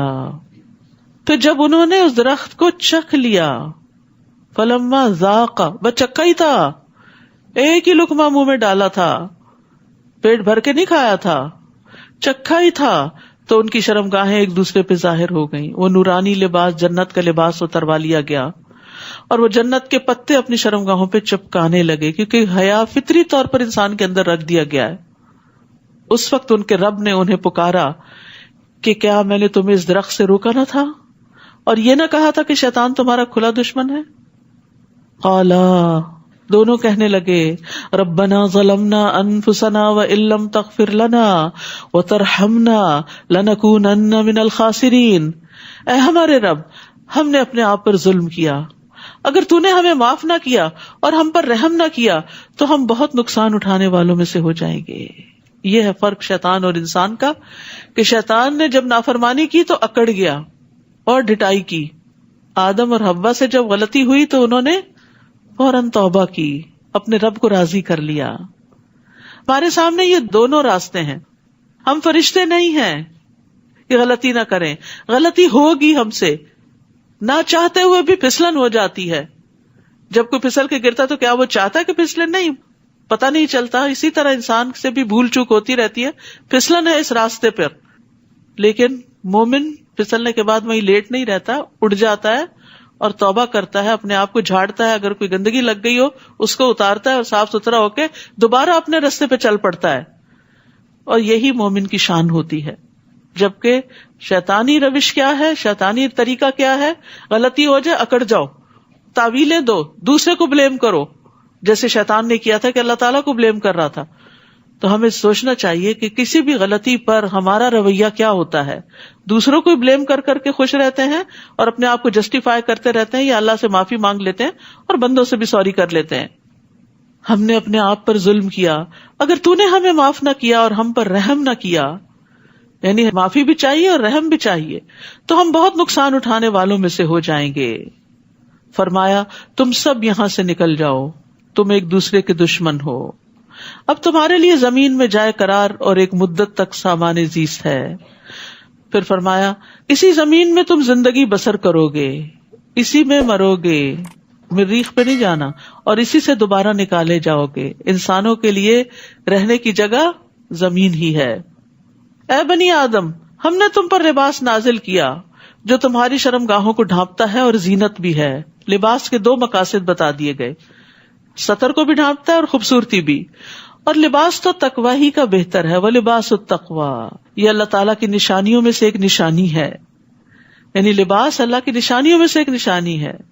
شاید لوگ کچھ سبق حاصل کریں. بخاری میں بڑا خوبصورت باب ہے کتاب اللباس، اس کو اگر پڑھا جائے تو پوری ہدایات ملتی ہیں کہ ہمیں کس قسم کا لباس پہننا چاہیے. آپ صلی اللہ علیہ وسلم کو سفید لباس پسند تھا، بہت قیمتی لباس پسند نہیں کرتے تھے. اے بنی آدم، ایسا نہ ہو کہ شیطان تمہیں فتنے میں مبتلا کر دے جیسے اس نے تمہارے والدین کو جنت سے نکلوا دیا تھا. خبردار کیا جا رہا ہے، وہ جو تمہارے والدین کا دشمن تھا وہ تمہارا بھی دشمن ہے. ان کو نکلوایا تھا کہیں تمہیں بھی جنت سے محروم نہ کرے. اور ان سے ان کے لباس اتروا دیے تھے تاکہ ان کی شرمگاہیں انہیں دکھلا دے. تو دنیا میں شیطان کو انسان پہ قابو پانے کا ایک بہت اچھا طریقہ کیا ہے کہ اس کو ننگا کر دیا جائے، یعنی ریویلنگ ڈریسز. اور اس میں آپ دیکھیے کہ مردوں کے مقابلے میں عورتیں زیادہ ریویلنگ ڈریسز پہنتی ہیں کہ جن سے جسم ننگا ہوتا ہے. بعض اوقات شادی کے موقع پہ ایسے ڈریسز یا تو سلیو لیس یا آرگینزا وغیرہ کے بازو لگا لیتے ہیں جو نہ ہونے کے برابر. اسی طرح بعض اوقات اتنا ٹائٹ لباس کے جس سینے کو ڈھانکنے کا حکم دیا وہی سب سے زیادہ نمایاں ہو رہا ہوتا ہے. اس کو عورت کی آزادی سمجھ دیا گیا. یہ بھی ایک خوش فہمی ہے کہ اپنے جسم کو نمایاں کرنا آزادی کہاں کی. اس کے بعد جس طرح کی مشکلات آتی ہیں وہ انسان کو آزاد تو نہیں رہنے دیتی. جس طرح کی ہراسمنٹ ہوتی ہے اور جس طرح کی پریشانیاں دیکھنی پڑتی ہیں ان کاموں سے وہ آزادی نہیں ہے. عورت کے لیے عزت کا مقام اس کی قابلیت ہے، اس کا تقوی ہے کہ وہ اپنے اعمال کی بنا پر مقام پیدا کرے، نہ کہ اپنے جسم کو ننگا کر کے دوسروں کی نظر میں جچے اور دوسروں کے لیے ایک زینت کا سامان بن جائے. تو تنگ لباس یا چھوٹا لباس یا باریک لباس پہن کر انسان دراصل دوسروں کے ہاتھ میں ایک پپٹ سا بن جاتا ہے کہ جیسے وہ چاہتے ہیں ہم ویسے ایکٹ کر رہے ہیں، اس طرح بن رہے ہیں. پپٹ کیا ہوتی کہ آپ جس طرح اس کو چلاتے ہیں ویسے وہ چلتی. تو اگر ہم لوگوں کے چلانے پہ چل رہے ہیں، جیسا وہ لباس پسند کرتے ہیں ہم وہ پہن رہے ہیں، تو پھر ہماری اپنی سوچ سمجھ کہاں ہے اور اللہ کا حکم کہاں ہے؟ تو یاد رکھیے عورت کے لیے خاص طور پر ایک بہت بڑی آزمائش ہے، اور یہ اس کے جنت میں جانے کے راستے میں رکاوٹ بھی ہے، کیونکہ نبی صلی اللہ علیہ وسلم نے فرمایا جہنمیوں کی 2 قسمیں میں نے ابھی تک نہیں دیکھی، یعنی آپ صلی اللہ علیہ وسلم کے زمانے میں یہ لوگ نہیں تھے. ایک وہ جن کے پاس بیل کے دموں جیسے کوڑے ہوں گے جن سے وہ لوگوں کو ماریں گے، یعنی ظالم حکمران. دوسری وہ عورتیں جو کپڑے پہننے کے باوجود ننگی ہوں گی، مائل ہونے والی اور دوسروں کو مائل کرنے والی، یعنی خود مردوں کی طرف اٹریکٹ ہوں گی اور ان کو اپنی طرف اٹریکٹ کریں گی. ان کے سر بختی اونٹ کے کوہان کی طرح ہیں، خاص طور پر ہیئر سٹائل کی بات کی گئی ہے، اونچے سر. ایسی عورتیں جنت میں داخل نہیں ہوں گی اور نہ ہی اس کی خوشبو پائیں گی، حالانکہ اس کی خوشبو اس طرح لمبے فاصلے سے آتی ہے. تو یاد رکھیے اللہ سبحانہ تعالیٰ نے قرآن میں اور نبی صلی اللہ علیہ وسلم نے سنت میں واضح کر دیا کہ ایک عورت کا لباس کیسے ہونا چاہیے. مردوں کا بھی، یعنی کہ مردوں کو اجازت ہے، کیونکہ اہل عرب جو تھے ننگے طواف کرتے تھے، شیطان نے ان کو یہ سجھا دیا کہ جن کپڑوں میں تم گناہ کرتے ہو ان میں تم اللہ کی عبادت نہ کرو. حالانکہ اللہ سبحانہ تعالیٰ کا حکم کیا تھا؟ خذوا زینتکم عند کل مسجد، ہر عبادت گاہ میں اپنی زینت اختیار کرو، یعنی مناسب لباس پہن کر عبادت کرو. اے بنی آدم، ایسا نہ ہو کہ شیطان تمہیں فتنے میں مبتلا کر دے، جیسا کہ اس نے تمہارے والدین کو جنت سے نکلوا دیا اور ان سے ان کے لباس اتروا دیے تاکہ ان کی شرمگاہیں انہیں دکھلا دے. وہ اور اس کا قبیلہ تمہیں ایسی جگہ سے دیکھتے ہیں جہاں سے تم انہیں نہیں دیکھ سکتے. ہم نے شیطانوں کو ان لوگوں کا سرپرست بنا دیا ہے جو ایمان نہیں لاتے، یعنی وہ ان پر خوب مسلط رہتے ہیں. اور جب وہ کوئی شرمناک کام کرتے ہیں تو کہتے ہیں ہم نے اپنے باپ دادا کو اسی طریقے پر پایا، یعنی ننگے طواف کرنے وغیرہ کا طریقہ، اور اللہ نے ہمیں ایسا کرنے کا حکم دیا ہے، یعنی غلط بات کو اللہ کی طرف منسوب کرتے ہیں. تقوی کا خود ساختہ معیار. آپ ان سے کہیے کہ اللہ کبھی بے حیائی کا حکم نہیں دیتا. کیا تم اللہ کے ذمے ایسی باتیں لگاتے ہو جو تم جانتے نہیں؟ آپ کہہ دیجئے میرے رب نے تو انصاف کا حکم دیا ہے اور اس بات کا کہ ہر مسجد میں نماز کے وقت اپنی توجہ ٹھیک اسی کی طرف رکھو، یعنی عبادت خالصتاً اللہ کے لیے، اور پھر دین کو اسی کے لیے خالص کرتے ہوئے اس کو پکارو. جس طرح اس نے تمہیں پہلے پیدا کیا اسی طرح تم پھر دوبارہ پیدا کیے جاؤ گے. ایک فریق کو تو اس نے ہدایت دی اور دوسرے فریق پر گمراہی واجب ہو گئی، کیونکہ انہوں نے اللہ کو چھوڑ کر شیطانوں کو اپنا سرپرست بنا لیا تھا. پھر وہ یہ بھی سمجھ رہے ہیں کہ وہ سیدھی راہ پر ہیں. یعنی بہت سے لوگ اس دھوکے میں مبتلا ہیں، غلط کرتے ہوئے اپنے آپ کو جسٹیفائی کرتے ہیں اور اپنے آپ کو صحیح سمجھتے ہیں، اور اگر ان کو روکا جائے کہ ایسا نہ کرو تو وہ ان کو ہی الٹا غلط قرار دیتے ہیں. اے بنی آدم، جب بھی کسی مسجد میں جاؤ تو آراستہ ہو کر جاؤ، صاف ستھرے آنا چاہیے عبادت گاہوں میں، کیونکہ اس سے اپنی عبادت بھی متاثر ہوتی ہے اور دوسرے کی بھی. جب انسان صاف ستھرا ہوتا ہے، اچھے لباس میں ہوتا ہے، تو پھر ایکٹیولی ورشپ کرتا ہے، یعنی اس کی عبادت میں ایک نشاط ہوتا ہے. ورنہ سستی کے مارے اور یان کر رہا ہے اور تھکا ہوا ہے اور تو دوسرے بھی ساتھ اس کے ویسے ہی ہو جاتے ہیں. اور کھاؤ پیو لیکن اسراف نہ کرو، کیونکہ اللہ اسراف کرنے والوں کو پسند نہیں کرتا. تو یہاں زینت کی بات جو کی گئی، زینت سے مراد اچھے کپڑے، مسواک اور خوشبو ہے، لیکن عورتوں کو مسجد میں خوشبو لگا کے آنے سے منع کیا گیا ہے تاکہ مردوں کی عبادت میں خلل نہ ہو، اٹریکٹ نہ ہو اس طرف. پھر اسی طرح جمعہ کے دن خاص طور پر ہر چیز کا اچھی طرح اہتمام کرنا، نہا کر آنا، اچھا لباس پہننا، مسواک کرنا، خوشبو لگانا، ناخن کاٹنا، بال تراشنے کی ضرورت ہے یا انڈر آرم، انڈر لیگز وغیرہ صفائی کی ضرورت ہے تو وہ کر کے صاف ستھرے فریش ہو کر مسجد میں آنا، یہی اس حکم کا تقاضا ہے. رسول اللہ صلی اللہ علیہ وسلم نے فرمایا تم میں سے جب کوئی نماز پڑھے تو وہ 2 کپڑے پہن لیا کرے، کیونکہ اللہ اس بات کا حقدار ہے کہ اس کے لیے زینت اختیار کی جائے. آپ صلی اللہ علیہ وسلم نے یہ بھی فرمایا کہ تم میں سے کسی کے لیے حرج نہیں کہ اگر ممکن ہو تو جمعہ کے لیے اپنے کام کاج کے کپڑوں کے علاوہ 2 کپڑے اور بنا رکھے، یعنی اسپیشل ڈریس میں آؤ جو گھر میں نہ پہنو، کیونکہ ہوتا ہی ہے کہ کوکنگ کر رہے ہیں، ساری خوشبو کپڑوں میں گھس گئی اور اسی کے ساتھ مسجد آ گئے، خود بھی بیزار ہوئے اور دوسروں کو بھی کیا۔ وَكُلُوا وَاشْرَبُوا وَلَا تُسْرِفُوا إِنَّهُ لَا يُحِبُّ الْمُسْرِفِينَ، کھاؤ پیو لیکن اسراف نہ کرو، زیادہ ضرورت نہ کھاؤ۔ ڈاکٹرز کہتے ہیں کہ ساری طب اس آیت میں ہے، یعنی انسان اگر اعتدال سے کھاتا تو بیمار نہیں پڑتا، بیماری ہوتی ہی بے اعتدالی کی وجہ سے، کبھی میٹھا زیادہ کھا لیا اور کبھی نمکین چیزیں زیادہ کھا لی، کبھی صرف ایک ہی طرح کی فوڈ کھا لی کہ وہ پسند ہے، جیسے بچے کرتے ہیں نا کہ اگر کھانے کے وقت ان کو آئس کریم کا بول دے دو تو کہیں گے ہمارا پیٹ بھر گیا، لیکن یہی اسراف ہے۔ ایک بیلنس ڈائٹ ہونی چاہیے، پھر طیب کھانا ہونا چاہیے، یعنی صاف ستھرا۔ نبی صلی اللہ علیہ وسلم نے فرمایا مرنے کے بعد سب سے پہلے انسان کے جسم میں اس کا پیٹ بدبودار ہوتا ہے، بس جو کوئی طاقت رکھتا ہو کہ پاک اور طیب کے سوا اور کچھ نہ کھائے تو اسے ایسا ہی کرنا چاہیے۔ پھر یہ کہ بہت پیٹ بھر کے نہیں کھانا چاہیے، سادہ غذا کھانی چاہیے۔ حضرت عائشہ کہتی ہیں کہ محمد صلی اللہ علیہ وسلم کے گھرانے نے اگر کبھی ایک دن میں 2 بار کھانا کھایا تو ضرور اس میں ایک وقت صرف کھجوریں ہوتی تھی، را فوڈ ہوتی تھی، ایک وقت بس پکا ہوا کھانا کھاتے تھے۔ اب آگے آ رہے ہیں نا روزے، تب آپ دیکھ سکتے ہیں کہ اپنے ٹائم کو، کیونکہ راتیں چھوٹی ہیں، کھانے کے اوقات تنگ ہیں، تو اس میں اچھا سا مینیو پلان کریں کہ جس میں اس آیت پر عمل ہو سکے۔ کہہ دیجئے اللہ نے اپنے بندوں کے لیے جو زینت اور کھانے کی پاکیزہ چیزیں پیدا کی انہیں حرام کس نے کیا؟ یعنی اللہ نے حرام نہیں کیا لیکن اعتدال کا حکم ضرور دیا ہے۔ آپ کہیے کہ یہ چیزیں دنیا کی زندگی میں ان لوگوں کے لیے ہیں جو ایمان لائے، یعنی ایمان والوں کے لیے اچھی چیز کھانا یا پہننا حرام نہیں ہے، اور قیامت کے دن تو خالصتاً انہی کے لیے ہوں گی۔ ہم اسی طرح اپنی آیات کو صاف صاف بیان کرتے ہیں ان لوگوں کے لیے جو علم رکھتے ہیں۔ قل انما حرم ربی الفواحش ما ظہر منها وما بطن والاثم والبغی بغیر الحق وان تشرکوا باللہ ما لم ينزل به سلطانا وان تقولوا علی اللہ ما لا تعلمون۔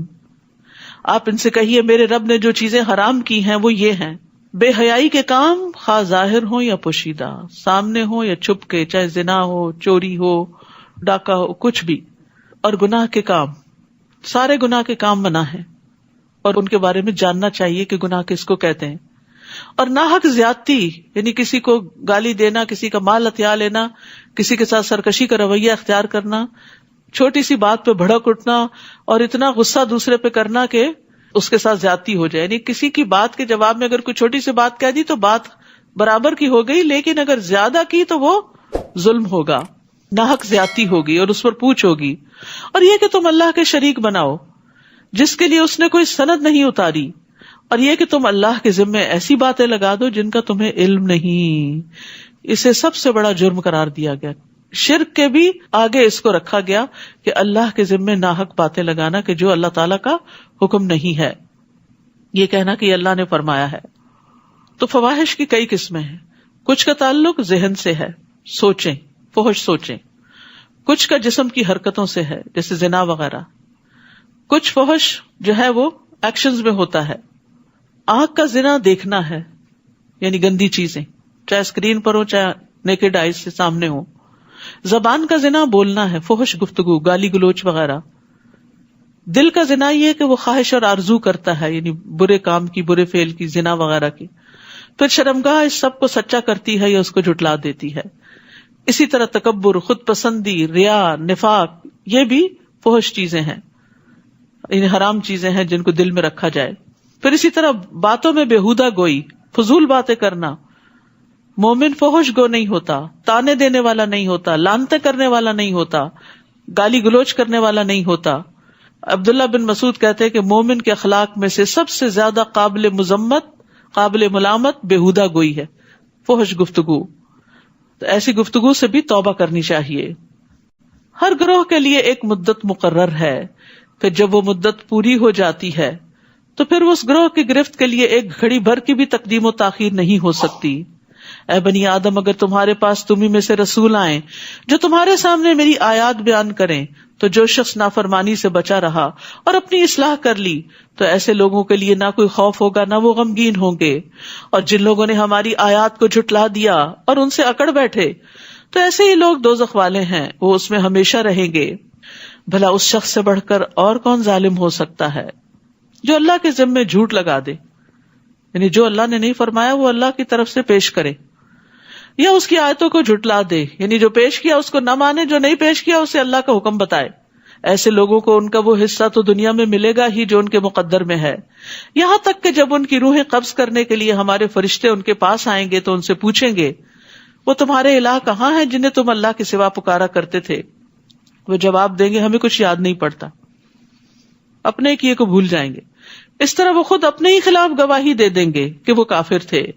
اللہ تعالیٰ فرمائے گا اچھا تو تم بھی انہی جماعتوں میں شامل ہو جاؤ جو تم سے پہلے جنوں اور انسانوں کی جماعتیں دوزخ میں داخل ہو چکی.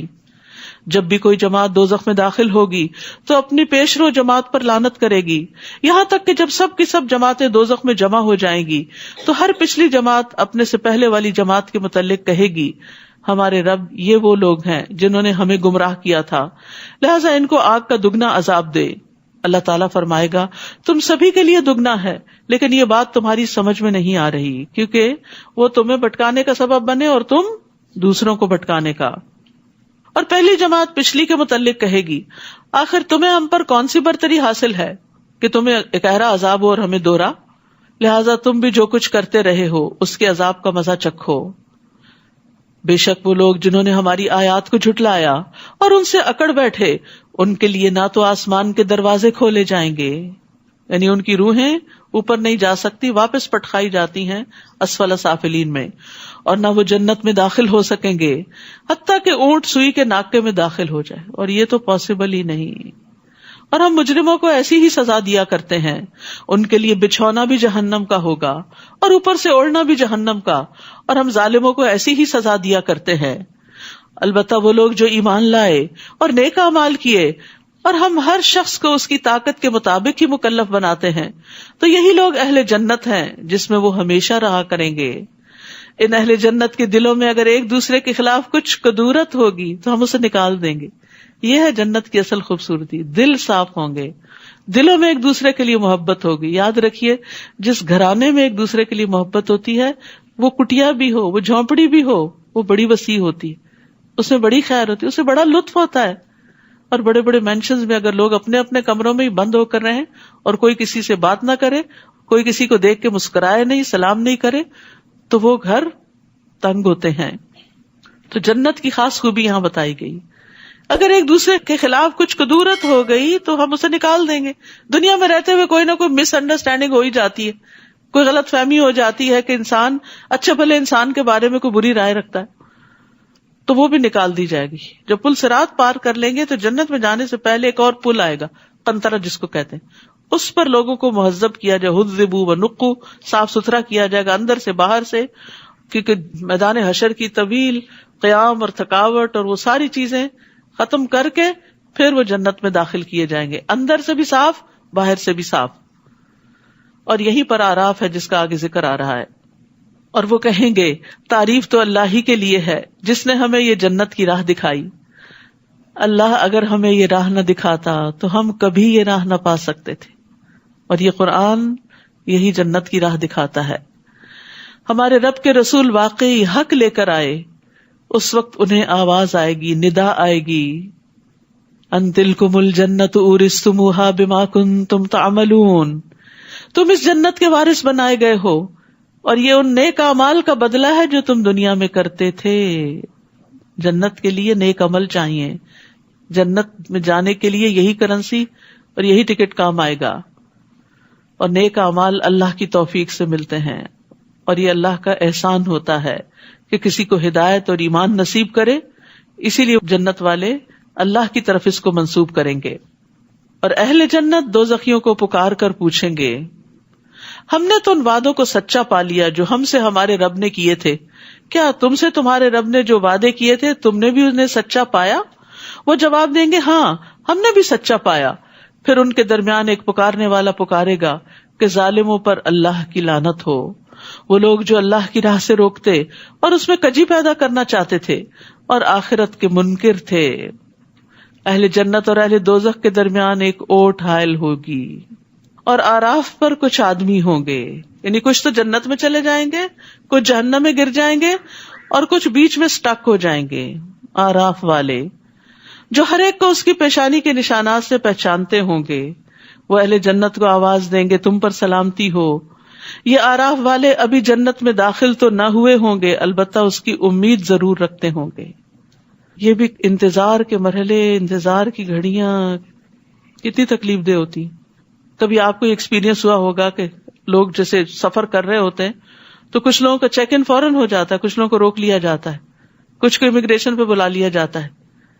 تو جو لوگ سیدھے سیدھے نکل رہے ہوتے ہیں آپ ان کو دیکھ کے کتنا رش کرتے ہیں، اور جو روک لیے جائے وہ ڈرے ہوئے ہوتے ہیں کہ پتہ نہیں ہمارے ساتھ کیا معاملہ کیا جائے گا.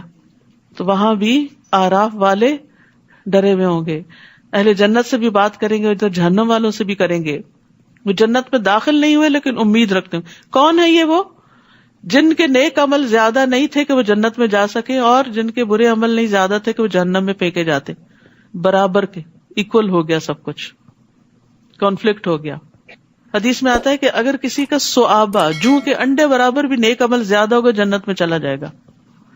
وہاں چھوٹی چھوٹی نیکیوں کی بھی بڑی قدر آئے گی جن کو ہم ایسے ہی گنوا دیتے. چھوٹی سی نیکی ہم کہتے ہیں تو چھوٹی ہے، کوئی بڑی کر لیں گے. نہیں، چھوٹے چھوٹے کام بھی کرتے چلے جائیں، خالی وقت نہ گزارا کریں. سبحان اللہ، الحمدللہ، اللہ اکبر، اللہ کی بڑائی بیان کی، ذکر کیا. اب سفر کر رہے ہیں، راستے میں ہیں، کام کر رہے ہیں، ذکر میں کیا مشکل ہے؟ کچھ مشکل نہیں. ہو سکتا ہے ایک دفعہ کا سبحان اللہ کہنا آپ کو جنت میں لے جانے کا باعث بن جائے. کسی کو کھجور کا آدھا ٹکڑا دینا جہنم سے بچا لے. تو چھوٹی نیکی چھوٹی برائی دونوں ہی کاؤنٹ ہوں گی. اور جب ان کی نگاہیں اہل دوزخ کی طرف پھیری جائیں گی تو کہیں گے اے رب ہمیں ظالم لوگوں میں شامل نہ کرنا. اور یہ آراف والے کچھ لوگوں کو ان کی پیشانیوں سے پہچان کر آواز دیں گے آج نہ تمہاری جمعیت تمہارے کچھ کام آئی. دنیا میں بہت لوگ تھے تمہارے ساتھ، بڑا جتھا تھا، بڑے جان پہچان والے تھے، اور نہ وہ چیزیں جن کے بل پہ تم اکڑا کرتے تھے. تمہاری مال و دولت، اولاد، تمہارا اسٹیٹس آج کچھ بھی تو فائدہ نہ دیا. کیا یہ اہل جنت وہی لوگ نہیں جن کے متعلق تم قسم کھا کے کہا کرتے تھے اللہ انہیں اپنی رحمت میں سے کچھ بھی نہ دے گا؟ اگر دینا ہوتا تو دنیا میں بھی کچھ ملتا، کیونکہ دنیا میں وہ بدحال رہے، تکلیفیں اٹھاتے رہے اللہ کی رضا میں. انہیں آج یہ کہہ دیا گیا آج تم جنت میں داخل ہو جاؤ، نہ تمہیں کوئی خوف اور نہ کوئی غم. اور دوزخی اہل جنت کو آواز دیں گے. اب ان کی کمیونیکیشن ہو رہی ہے آپس میں، ہم پر بھی کچھ پانی انڈیل دو، یا اللہ نے جو کچھ تمہیں کھانے کو دیا ہے اس میں سے کچھ ہماری طرف پھینک دو. تمہیں اتنی نعمتیں ملی ہیں، کچھ ہمیں بھی دے دو، صدقہ دے دو ہمیں. اہل جنت جواب دیں گے اللہ تعالیٰ نے یہ دونوں چیزیں کافروں پہ حرام کر دی ہیں، آج نہ پانی ہے نہ کھانا ہے. کیونکہ جہنم میں بھی بھوک تو لگے گی. یاد رکھیے جب گناہوں کی کثرت ہو جائے تو پانی پلانا لازم کر لیں. اس آیت میں اس بات کی دلیل ہے کہ پانی پلانا افضل اعمال میں سے ہے. ابن عباس سے پوچھا گیا کون سا صدقہ افضل ہے، تو انہوں نے کہا پانی پلانا. کیا آپ نے جہنمیوں کو نہیں دیکھا کہ جب وہ اہل جنت سے فریاد کریں گے اور کہیں گے ان افیضوا علینا من الماء، کہ ہم پہ پانی ڈالو. بعض تابعین کہتے ہیں جس کے گناہ زیادہ ہو جائیں وہ پانی پلانا لازم کر لے. اللہ نے کتے کو پانی پلانے والے کے گناہوں کو معاف کر دیا تھا، تو اس آدمی کا کیا مقام ہوگا جو ایک مومن کو پانی پلائے اور اسے زندگی بخشے. تو یہ پانی پلانا چاہے کسی گلاس میں ہو، اپنے گھر والوں کے لیے انڈیلنا. بعض اوقات ہم اس پہ بھی بڑے چلاتے، پانی بھی نہیں لے سکتے، ہم ہی بھریں، ہم ہی ڈالیں، ہم ہی پور کریں. کئی دفعہ جوس کے ڈبے فریج میں پڑے رہتے اس لیے کہ اندر سے کوئی نکال کے ڈالتا نہیں، ڈال کے پیش کر دیں تو پی لیں. تو نیکی کی وجہ سے اپنے گناہوں کی بخشش کی خاطر پلاتے رہیں. اور پھر اس سے بڑے بڑے پروجیکٹس بھی ہو سکتے ہیں، کنویں کھدوائے جا سکتے ہیں، نہریں بنوائی جا سکتی ہیں، اور اسی طرح خیر کے کام کیے جا سکتے ہیں. جابر رضی اللہ عنہ کہتے ہیں کہ رسول اللہ صلی اللہ علیہ وسلم نے فرمایا جس نے کوئی کنواں کھدوایا پھر جو بھی پیاسا جاندار اس میں سے پانی پیے، یا کوئی جن یا انسان یا کوئی پرندہ، تو قیامت تک اللہ اس بندے کو اجر دیتا رہے گا. قیامت تک، جب تک وہ کنواں باقی رہے گا، جب تک وہ نلکا چلتا رہے گا. سعید بن مسیب سے روایت ہے کہ سعد بن عبادہ رضی اللہ عنہ نبی صلی اللہ علیہ وسلم کے پاس آئے، پوچھا آپ کے نزدیک سب سے پسندیدہ صدقہ کون سا ہے؟ فرمایا پانی پلانا، اور پانی روکنا گناہ کا باعث ہے۔ 3 شخص ایسے ہیں جن سے اللہ قیامت کے دن کلام نہیں کرے گا، نہ ان کو دیکھے گا نہ پاک کرے گا، اور ان کے لیے دردناک عذاب ہوگا۔ ان میں سے ایک وہ شخص جس کے پاس ضرورت سے زیادہ پانی تھا، پھر وہ مسافروں کو نہیں پلاتا تھا، کیونکہ اس زمانے میں جن کے پاس پانی تو مر بھی جاتے تھے پیاس سے۔ اور ایک اور روایت میں آتا ہے کہ آج میں تجھ پہ اپنا فضل نہیں کروں گا جس طرح تو نے اپنے فضل کو روکا ہوا تھا جسے تیرے ہاتھوں نے نہیں بنایا تھا۔ تو وہ جنہوں نے اپنے دین کو کھیل اور تماشا بنا رکھا تھا اور دنیا کی زندگی نے انہیں دھوکے میں ڈال رکھا تھا، لہٰذا آج ہم انہیں ایسے ہی بھلا دیں گے جیسے انہوں نے اس ملاقات کے دن کو بھلا رکھا تھا اور ہماری آیتوں کا انکار کیا کرتے تھے۔ ہم ان لوگوں کے پاس ایسی کتاب لائے ہیں جسے ہم نے علم کی بنا پر مفصل بنا دیا ہے، علم کی بنا پر مفصل ہے۔ یہ کتاب ان لوگوں کے لیے ہدایت اور رحمت ہے جو ایمان لاتے ہیں۔ ایمان والوں کی تو محبت ہے اس کتاب سے، اور وہ اس کو پڑھنا چاہتے ہیں، سمجھنا چاہتے ہیں، اس کے ساتھ زندگی بسر کرنا چاہتے ہیں۔ یہ لوگ بس اب اس کے انجام کا انتظار کر رہے ہیں جس کا پتہ یہ کتاب دے رہی ہے۔ جس دن اس کا انجام سامنے آ جائے گا تو جن لوگوں نے پہلے کتاب کو بھلا رکھا تھا وہ کہیں گے واقعی ہمارے پاس رسول حق بات لے کر آئے تھے، پھر اب کیا ہمارے لیے کوئی سفارشی ہیں جو ہماری سفارش کرے، یا ہمیں دنیا میں واپس ہی بھیج دیا جائے تاکہ جو کام ہم کرتے رہے اس کے علاوہ دوسری قسم کے کام کریں۔ ان لوگوں نے اپنے آپ کو خسارے میں ڈال دیا، اور جو کچھ بھی وہ باتیں بنایا کرتے تھے انہیں کچھ یاد نہ رہے گی۔ ان ربکم اللہ الذی خلق السماوات والارض فی 6 ایام ثم استوى علی العرش، یقیناً تمہارا رب وہ اللہ ہے جس نے آسمانوں اور زمین کو 6 دن میں پیدا کیا، پھر اپنے عرش پر قرار پکڑا۔ وہی رات کو دن پر ڈھانک دیتا ہے، پھر دن رات کے پیچھے دوڑا چلا آتا ہے، اور سورج، چاند، ستارے سب چیزیں اللہ کے حکم کے تابع ہیں۔ یاد رکھو اسی نے پیدا کیا تو حکم بھی اسی کا چلے گا۔ یہ ساری مخلوق، یہ ساری کائنات اس کی ہے، ان سب پہ اسی کا حکم چلتا، وہی چلا رہا ہے ان سب کو۔ تو بندے کو بائی چوائس اپنے اوپر اللہ کا حکم نافذ کرنا چاہیے۔ بڑا بابرکت ہے اللہ جو سارے جہانوں کا رب ہے۔ اپنے رب کو گڑ گڑاتے ہوئے اور چپ کے پکارو، یقیناً وہ حد سے بڑھنے والوں کو پسند نہیں کرتا۔ تو دعا کے بھی آداب ہیں، دعا میں وہ طریقے اختیار نہیں کرنے چاہیے کہ جو سنت سے ثابت نہیں۔ تضرع کا مطلب ہوتا ہے اللہ کے سامنے ذلت اور عاجزی اختیار کرنا، اللہ میں بہت گناہ گار ہوں، اپنے گناہوں کا اقرار کرتے ہوئے دعائیں مانگنا۔ اور خفیہ کا مطلب ہے چھپ چھپ کے رونا اور چھپ چھپ کے دعائیں کرنا، کیونکہ ریاکاری کرنے والوں کو اللہ کی ربوبیت پہ یقین نہیں ہوتا، اور منافقین تو دھوکہ دے رہے تو لوگوں کے سامنے ٹسوے بہاتے اور لوگوں کو یقین دلاتے ہیں ہم بڑے نیک ہیں، حالانکہ اکیلے میں نہ کبھی روئے اور نہ کبھی ایسی دعائیں مانگی۔ تو چھپ کر رب کو پکارنے کی بات کی جا رہی ہے۔ حسن بن نبی حسن کہتے ہیں ہم نے ایسے لوگوں کا زمانہ پایا جس میں زمین پر عمل کرنے والے جب اپنے عمل کو چھپانے کی قدرت رکھتے تھے تو اپنے عمل کو کبھی ظاہر نہیں کرتے تھے، اور وہ دعاؤں میں بہت محنت کرتے لیکن کوئی ان کی آواز نہیں سنتا تھا۔ یہ ان کے اور ان کے رب کے درمیان سرگوشیاں ہوتی تھیں۔ دل ہی دل میں پکارو، چپ کے پکارو، گڑ گڑا کے پکارو، رو کے پکارو، چھپ کے پکارو، تاکہ آپ کا اور اپنے رب کا ایک 1-on-1 کنیکشن ہو۔ اور زمین میں حالات کی درستگی کے بعد ان میں بگاڑ پیدا نہ کرو، اور اللہ کو خوف اور امید سے پکارو، یعنی دعا مانگتے ہو مایوس نہ ہو، امید بھی ہو اور ڈر بھی ہو کہ کہیں میرے کوئی گناہ نہ رکاوٹ بنے۔ یقیناً اللہ کی رحمت نیک کردار لوگوں سے قریب ہے، محسنین کے قریب ہے۔ تو یاد رکھیے ایمان، تقوی، احسان، اس کی وجہ سے رحمتیں اور برکتیں ملتی ہیں۔ وہی تو ہے جو اپنی رحمت بارش سے پیشتر ہواؤں کو خوشخبری کے طور پہ بھیجتا ہے، حتیٰ کہ وہ ہوائیں بھاری بادلوں کو اٹھا لاتی ہیں تو ہم ان بادلوں کو کسی مردہ علاقے کی طرف چلاتے ہیں، پھر اس سے بارش برساتے ہیں تو اسی مردہ زمین سے ہر طرح کے پھل نکالتے ہیں۔ اسی طرح ہم مردوں کو بھی زمین سے نکال کھڑا کریں گے، شاید اس مشاہدے سے تم کوئی نصیحت پکڑو۔ اور عمدہ زمین اپنے رب کے حکم سے خوب سبزہ اگاتی ہے، اور جو خراب زمین ہوتی ہے اس سے جو کچھ تھوڑا بہت نکلتا ہے وہ بھی ناقص ہوتا ہے۔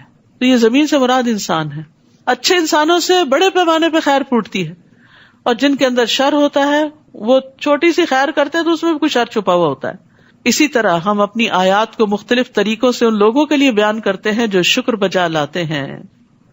لقد ارسلنا نوحا الی قومہ، ہم نے نوح علیہ السلام کو اس کی قوم کی طرف بھیجا.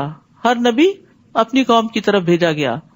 تو اس نے کہا اے میری قوم, اللہ کی عبادت کرو جس کے بغیر تمہارا کوئی الہ نہیں. میں تم پر ایک بڑے دن کا عذاب واقع ہونے سے ڈرتا ہوں. اس کی قوم کے سرداروں نے کہا ہم تو تمہیں سری گمراہی میں دیکھتے ہیں. اس نے کہا برادران قوم, میں گمراہی میں پڑا ہوا نہیں, بلکہ میں تمام جہانوں کے رب کا رسول ہوں. میں تمہیں اپنے رب کے پیغامات پہنچاتا ہوں اور تمہاری خیر خواہی کر رہا ہوں. یہ ہوتا ہے پیغمبروں کا طریقہ کہ مخالفین کی بھی خیر خواہی کرتے ہیں, کیونکہ جو کچھ مجھے اللہ کی طرف سے معلوم ہے اسے تم نہیں جانتے. تو دو صفات ایسی ہیں جو داعی کے اندر ہونی چاہیے, اللہ کی طرف بلانے والے کے اندر. اگر وہ ان سے اپنے آپ کو آراستہ کر لے تو اس کے کام میں قبولیت اور برکت ہوتی ہے. نمبر 1 لوگوں کی سچی خیر خواہی, اور نمبر 2 علم. دل میں آپ لوگوں کے خیر خواہ ہوں, ان کی تنقید کے باوجود ان کی خیر خواہی کرتے رہے. وہ آپ کو تکلیف بھی دیں پھر بھی آپ ان کا بھلا سوچتے رہیں, ان کے لیے دعائیں کرتے رہیں. اور دوسرا یہ کہ جو چیز بتا رہے ہیں اس کے بارے میں صحیح طور پر علم بھی ہو, جان کر, علم حاصل کر کے. کیا تمہیں اس بات پر تعجب ہے کہ تمہارے پاس نصیحت تمہارے رب کی طرف سے ایک ایسے آدمی کے ذریعے آئی ہے جو تمہیں میں سے ہے, تاکہ وہ تمہیں برے انجام سے ڈرائے اور تم نافرمانی سے بچو تاکہ تم پہ رحم کیا جائے. چنانچہ انہوں نے نوح کو جھٹلا دیا, تو ہم نے نوح کو اور اس کے ساتھیوں کو جو کشتی میں سوار تھے بچا لیا, اور ان لوگوں کو غرق کر دیا جنہوں نے ہماری آیات کو جھٹلایا تھا. بلا شبہ وہ اندھے لوگ تھے, سب کچھ دیکھتے ہوئے بھی سمجھ نہیں رہے تھے. اور قوم عاد کی طرف ہم نے ان کے بھائی ہود کو بھیجا علیہ السلام. اس نے اپنی قوم کے لوگوں سے کہا اللہ کی عبادت کرو جس کے بغیر تمہارا کوئی الہ نہیں. کیا تم اللہ سے ڈرتے نہیں ہو؟ یعنی اس کو چھوڑ کے کسی اور کی طرف متوجہ ہوگے تو کل اس کے سامنے جا کر کیا جواب دو گے؟ اس کی قوم کے کافر سرداروں نے کہا ہم تو تجھے کم عقل آدمی دیکھتے ہیں اور ہمارا خیال ہے کہ تم جھوٹے ہو. سبحان اللہ, اللہ سبحانہ وتعالی اپنی مخلوق میں سے بہترین لوگوں کو چنتا ہے نبوت کے لیے. وہ جو اللہ کی نگاہ میں اتنے اچھے, وہ لوگوں کی نگاہ میں اتنے حقیر ہو گئے کہ وہ اللہ کا پیغام ان کو پہنچا رہے. تو اس سے دائی کو بہت حوصلہ ملتا ہے کہ اگر اللہ کے بہترین بندوں کو لوگوں نے اس طرح کے نام دیے کہ ہم تجھے کم عقل دیکھتے ہیں, انا لنراک فی صفاہا, اور ہم آپ کو جھوٹا خیال کرتے ہیں. حالانکہ نبوت کی شرائط میں سے ایک یہ کہ نبی ہمیشہ سچ بولتا ہے, صادق اور امین ہوتا ہے. تو پھر اگر ہمیں کوئی جھوٹا کہہ دے اور اگر ہمیں کوئی بے وقوف کہہ دے تو ہمیں مائنڈ نہیں کرنا چاہیے, کیونکہ ہم سے زیادہ اچھے لوگوں کو کہہ دیا گیا تھا. پھر بھی انہوں نے اپنا کام جاری رکھا, پھر بھی انہوں نے خیر خواہی کی, پیچھے نہیں ہٹے. ہود علیہ السلام نے کہا اے میری قوم, میں نادان نہیں ہوں بلکہ میں تو جہانوں کے رب کا رسول ہوں. یہ ہے انبیاء کے اخلاق. قوم نے کہا ہم تجھے بے وقوف سمجھتے ہیں, انہوں نے کہا میں بے وقوف نہیں ہوں, بس سٹاپ, فل سٹاپ. یہ نہیں کہا بلکہ تم بے وقوف, یہ نہیں کہا. ابلغکم رسالات ربی وانا لکم ناصح امین, میں تمہیں اپنے رب کے پیغامات پہنچاتا ہوں اور تمہارا امین اور خیر خواہ ہوں. کیا تم اس بات پر تعجب کرتے ہو کہ تمہارے رب کی طرف سے تمہارے پاس نصیحت ایک ایسے آدمی کے ذریعے آئی ہے جو تمہیں میں سے ہے, تاکہ وہ تمہیں برے انجام سے ڈرائے. اور اللہ کا یہ احسان یاد کرو جب اس نے تمہیں قوم نوح کے بعد زمین کا جانشین بنایا اور تمہیں خوب تنومند یعنی طاقتور بنایا. بس اللہ کی نعمتوں کو یاد کرو تاکہ تم فلاح پاؤ. وہ کہنے لگے کیا تو ہمارے پاس اس لیے آیا ہے کہ ہم ایک اللہ ہی کی عبادت کریں اور جنہیں ہمارے آباء و اجداد پوچھتے رہے انہیں چھوڑ دیں. یہ تھا ان کی گمراہی کا سبب. کوئی دلیل نہیں سوائے اس کے کہ باپ دادا کے پیچھے چلیں گے. یاد ہے دنیا کے معاملات میں ہم باپ دادا کے پیچھے کوئی نہیں چلتے. ہم میں سے کون ہے جو دادی والے کپڑے پہنتا ہے آج, یا نانی والے کھانے پکاتا ہے؟ دنیا کے معاملات میں ہم ایڈوانس ہو گئے, نئی نئی چیزیں سیکھی, نئے نئے تجربے کیے, نئے نئے کام کیے. اور دین کے معاملے میں فرسودہ رسمیں, پرانے طریقے, باپ دادا کے طریقے. عجب منطق ہے. اور جنہیں ہمارے آباء و اجداد پوچھتے رہے انہیں چھوڑ دیں. اگر تو سچا ہے تو جس عذاب کی تو دھمکی ہمیں دیتا ہے وہ لے آ. ہود نے کہا علیہ السلام تمہارے رب کی طرف سے تم پر عذاب اور اس کا غضب ثابت ہو چکا ہے. کیا تم مجھ سے ایسے ناموں کے بارے میں جھگڑا کرتے ہو جو تم نے اور تمہارے آباء و اجداد نے رکھ لیے ہیں؟ یعنی خود بخود تم نے ان سے کچھ خوبیاں منسلک کر دی، بتوں کو اپنا حاجت روا سمجھ لیا. جیسے آج مسلمانوں نے اللہ کے نیک بندوں کو اپنا حاجت روا بنا رکھا ہے کہ وہ مشکل کشا ہے، وہ گنج بخش ہے اور وہ فلاں ہے. تو یہ تو خود بخود تم نے نام دے دیے جن کے لیے اللہ نے کوئی سند نہیں اتاری. سو اب تم بھی انتظار کرو اور میں بھی تمہارے ساتھ انتظار کرتا ہوں. پھر ہم نے اسے اور اس کے ساتھیوں کو اپنی مہربانی سے بچا لیا اور ان لوگوں کی جڑ کاٹ دی جنہوں نے ہماری آیات کو جھٹلایا تھا اور ایمان لانے والے نہیں تھے. اور سمود کی طرف ان کے بھائی صالح کو بھیجا علیہ السلام. اس نے اپنی قوم کے لوگوں سے کہا، اللہ کی عبادت کرو جس کے بغیر تمہارا کوئی الہ نہیں. تمہارے پاس تمہارے رب کی طرف سے واضح معجزہ آ چکا ہے. یہ اللہ کی اونٹنی تمہارے لیے معجزہ ہے. وہ اونٹنی ایک چٹان سے نکلی تھی، انہوں نے معجزہ مانگا تھا، اللہ نے بھیج دیا. اللہ کی زمین پر اسے چرنے دو اور اسے برے ارادے سے ہاتھ نہ لگاؤ ورنہ ایک دردناک عذاب تمہیں آ لے گا. کیونکہ وہ ان کا سارا پانی پی جاتی تھی، معجزہ مانگ کے پھنس گئے. اور وہ وقت یاد کرو جب قوم عاد کے بعد اللہ نے تمہیں جانشین بنایا، یعنی زمین میں تمہیں اٹھایا، تمہیں بسایا، تمہیں ترقی دی، تمہیں اس علاقے میں آباد کیا. تم زمین کے ہموار میدانوں میں محلات بناتے ہو اور پہاڑوں کو تراش تراش کر گھر بنا لیتے ہو. اتنا زبردست آرکیٹیکچر اور کنسٹرکشن کا طریقہ تھا ان کا. لہٰذا اللہ کے احسانات کو یاد کرو، یعنی جس نے تمہیں عقل، سمجھ اور یہ وسائل، ریسورسز اور ان کو استعمال کرنے کے طریقے سکھائے، اور زمین میں فساد نہ مچاتے پھرو. خود علیہ السلام کی قوم کے متکبر سرداروں نے ان کمزور لوگوں کو جو ان میں سے ایمان لا چکے تھے کہا، کیا تم جانتے ہو کہ صالح اپنے رب کا رسول ہے؟ یعنی تم کیوں مان گئے ہو؟ تم کیوں صالح کے پیچھے جا رہے ہو؟ تمہارے پاس کیا دلیل ہے؟ یعنی ان سے جھگڑنے لگے. وہ کہنے لگے، جو کچھ اسے دے کر بھیجا گیا ہم تو اس پر ایمان رکھتے ہیں. متکبر کہنے لگے، جس بات پر تم ایمان لانے والے ہو ہم اسے ماننے والے نہیں. سمجھنے کی، جاننے کی کوشش ہی نہیں کی تو ایمان کہاں سے آتا. چنانچہ انہوں نے اونٹنی کی کونچیں کاٹ ڈالی اور اپنے رب کے حکم سے سرتابی کی اور کہنے لگے، صالح اگر تو رسول ہے تو جس عذاب کی تو ہمیں دھمکی دیتا ہے وہ لے آ. کیا حوصلہ تھا ان لوگوں کا، کیا اکڑ تھی، کیا تکبر تھا کہ اپنے لیے عذاب مانگا. آخر انہیں زلزلے نے آ لیا اور وہ اپنے گھروں میں اوندھے پڑے کے پڑے رہ گئے. بڑی بڑی عمارتیں انہیں کے اوپر گر پڑی. پھر صالح یہ کہتے ان کے ہاں سے چلے گئے، اے قوم، میں نے تمہیں اپنے رب کا پیغام پہنچا دیا تھا اور تمہاری خیر خواہی بھی کی، لیکن تم تو خیر خواہی کرنے والوں کو پسند ہی نہیں کرتے. اور لوط نے جب اپنی قوم سے کہا علیہ السلام، تم بے حیائی کا وہ کام کرتے ہو جو تم سے پہلے اہل دنیا میں سے کسی نے بھی نہیں کیا. تم شہوت رانی کے لیے عورتوں کو چھوڑ کر مردوں کے پاس آتے ہو. تم تو حد سے بڑے ہوئے لوگ ہو. یعنی عجیب و غریب خواہشات تھیں ان کی. اور اس کی قوم کو اس کے سوا کوئی جواب بن نہ پایا کہ انہوں نے یہ کہہ دیا، اپنی بستی سے انہیں نکال دو، یہ لوگ بڑے پاک باز بنتے ہیں. یعنی نصیحت کرنے والوں کو ہی ختم کر دو تاکہ کوئی برا بھلا کہے ہی نہ، کیونکہ وہ اپنے برے اعمال پہ فخر کرتے تھے اور نیک لوگوں کا مذاق اڑاتے. یہ بری قوموں کا یہی حال ہوتا ہے کہ وہ نیکی کرنے والوں کو بے وقوف سمجھتے ہیں اور جن گناہوں کی گندگی میں وہ گرفتار ہوتے ہیں اس پہ فخر کرتے ہیں. چنانچہ ہم نے لوط اور اس کے اہل خانہ کو بچا لیا بجز اس کی بیوی کے کہ وہ باقی ماندہ ہلاک ہونے والوں میں سے تھی، کیونکہ اس کی ہمدردیاں اس بری قوم کے ساتھ تھی. تو جو جس کے ساتھ محبت کرتا ہے اسی کے ساتھ اٹھتا ہے. اور اس قوم پر پتھروں کی بارش برسائی، بس دیکھ لیجئے کہ مجرموں کا انجام کیسا ہوا.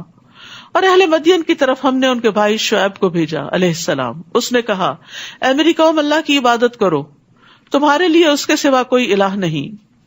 تمہارے پاس تمہارے رب کی طرف سے ایک واضح دلیل آ چکی ہے، لہذا ناپ اور تول پورا رکھا کرو اور لوگوں کو ان کی چیزیں کم نہ دیا کرو. لین دین میں ڈنڈی مارتے تھے. اور زمین میں اصلاح ہو جانے کے بعد اس میں بگاڑ پیدا نہ کرو. یہی بات تمہارے لیے بہتر ہے اگر تم واقعی مومن ہو. اور زندگی کی ہر راہ پر رہزن بن کر نہ بیٹھ جاؤ کہ لوگوں کو دھمکاتے پھرو. اور جو شخص اللہ پر ایمان لائے اسے اس کی راہ سے روکنے لگو. یعنی راستوں پر اس لیے نہ کھڑے ہو جاؤ کہ اللہ کے راستے سے لوگوں کو روکو، اور جو دین کی طرف آئے انہیں اس سے منع کرو. اور اس سیدھی راہ میں کجی کے درپے ہو جاؤ. اور وہ وقت یاد کرو جب تم تھوڑے تھے تو اللہ نے تمہیں زیادہ کر دیا، اور دیکھو کہ فساد کرنے والوں کا انجام کیا ہوتا ہے. وَإِن كَانَ طَائِفَةٌ مِّنكُمْ آمَنُوا بِالَّذِي أُرْسِلْتُ بِهِ وَطَائِفَةٌ لَّمْ يُؤْمِنُوا فَاصْبِرُوا حَتَّى يَحْكُمَ اللَّهُ بَيْنَنَا وَهُوَ خَيْرُ الْحَاكِمِينَ. اور اگر تم میں سے ایک فریق ایسا ہے کہ جو کچھ مجھے دے کر بھیجا گیا اس پر ایمان لے آیا اور دوسرا فریق ایمان نہیں لایا تو صبر کرو یہاں تک کہ اللہ ہمارے درمیان فیصلہ کر دے، اور وہی سب سے بہتر فیصلہ کرنے والا ہے۔ وآخر دعوانا ان الحمد للہ رب العالمین۔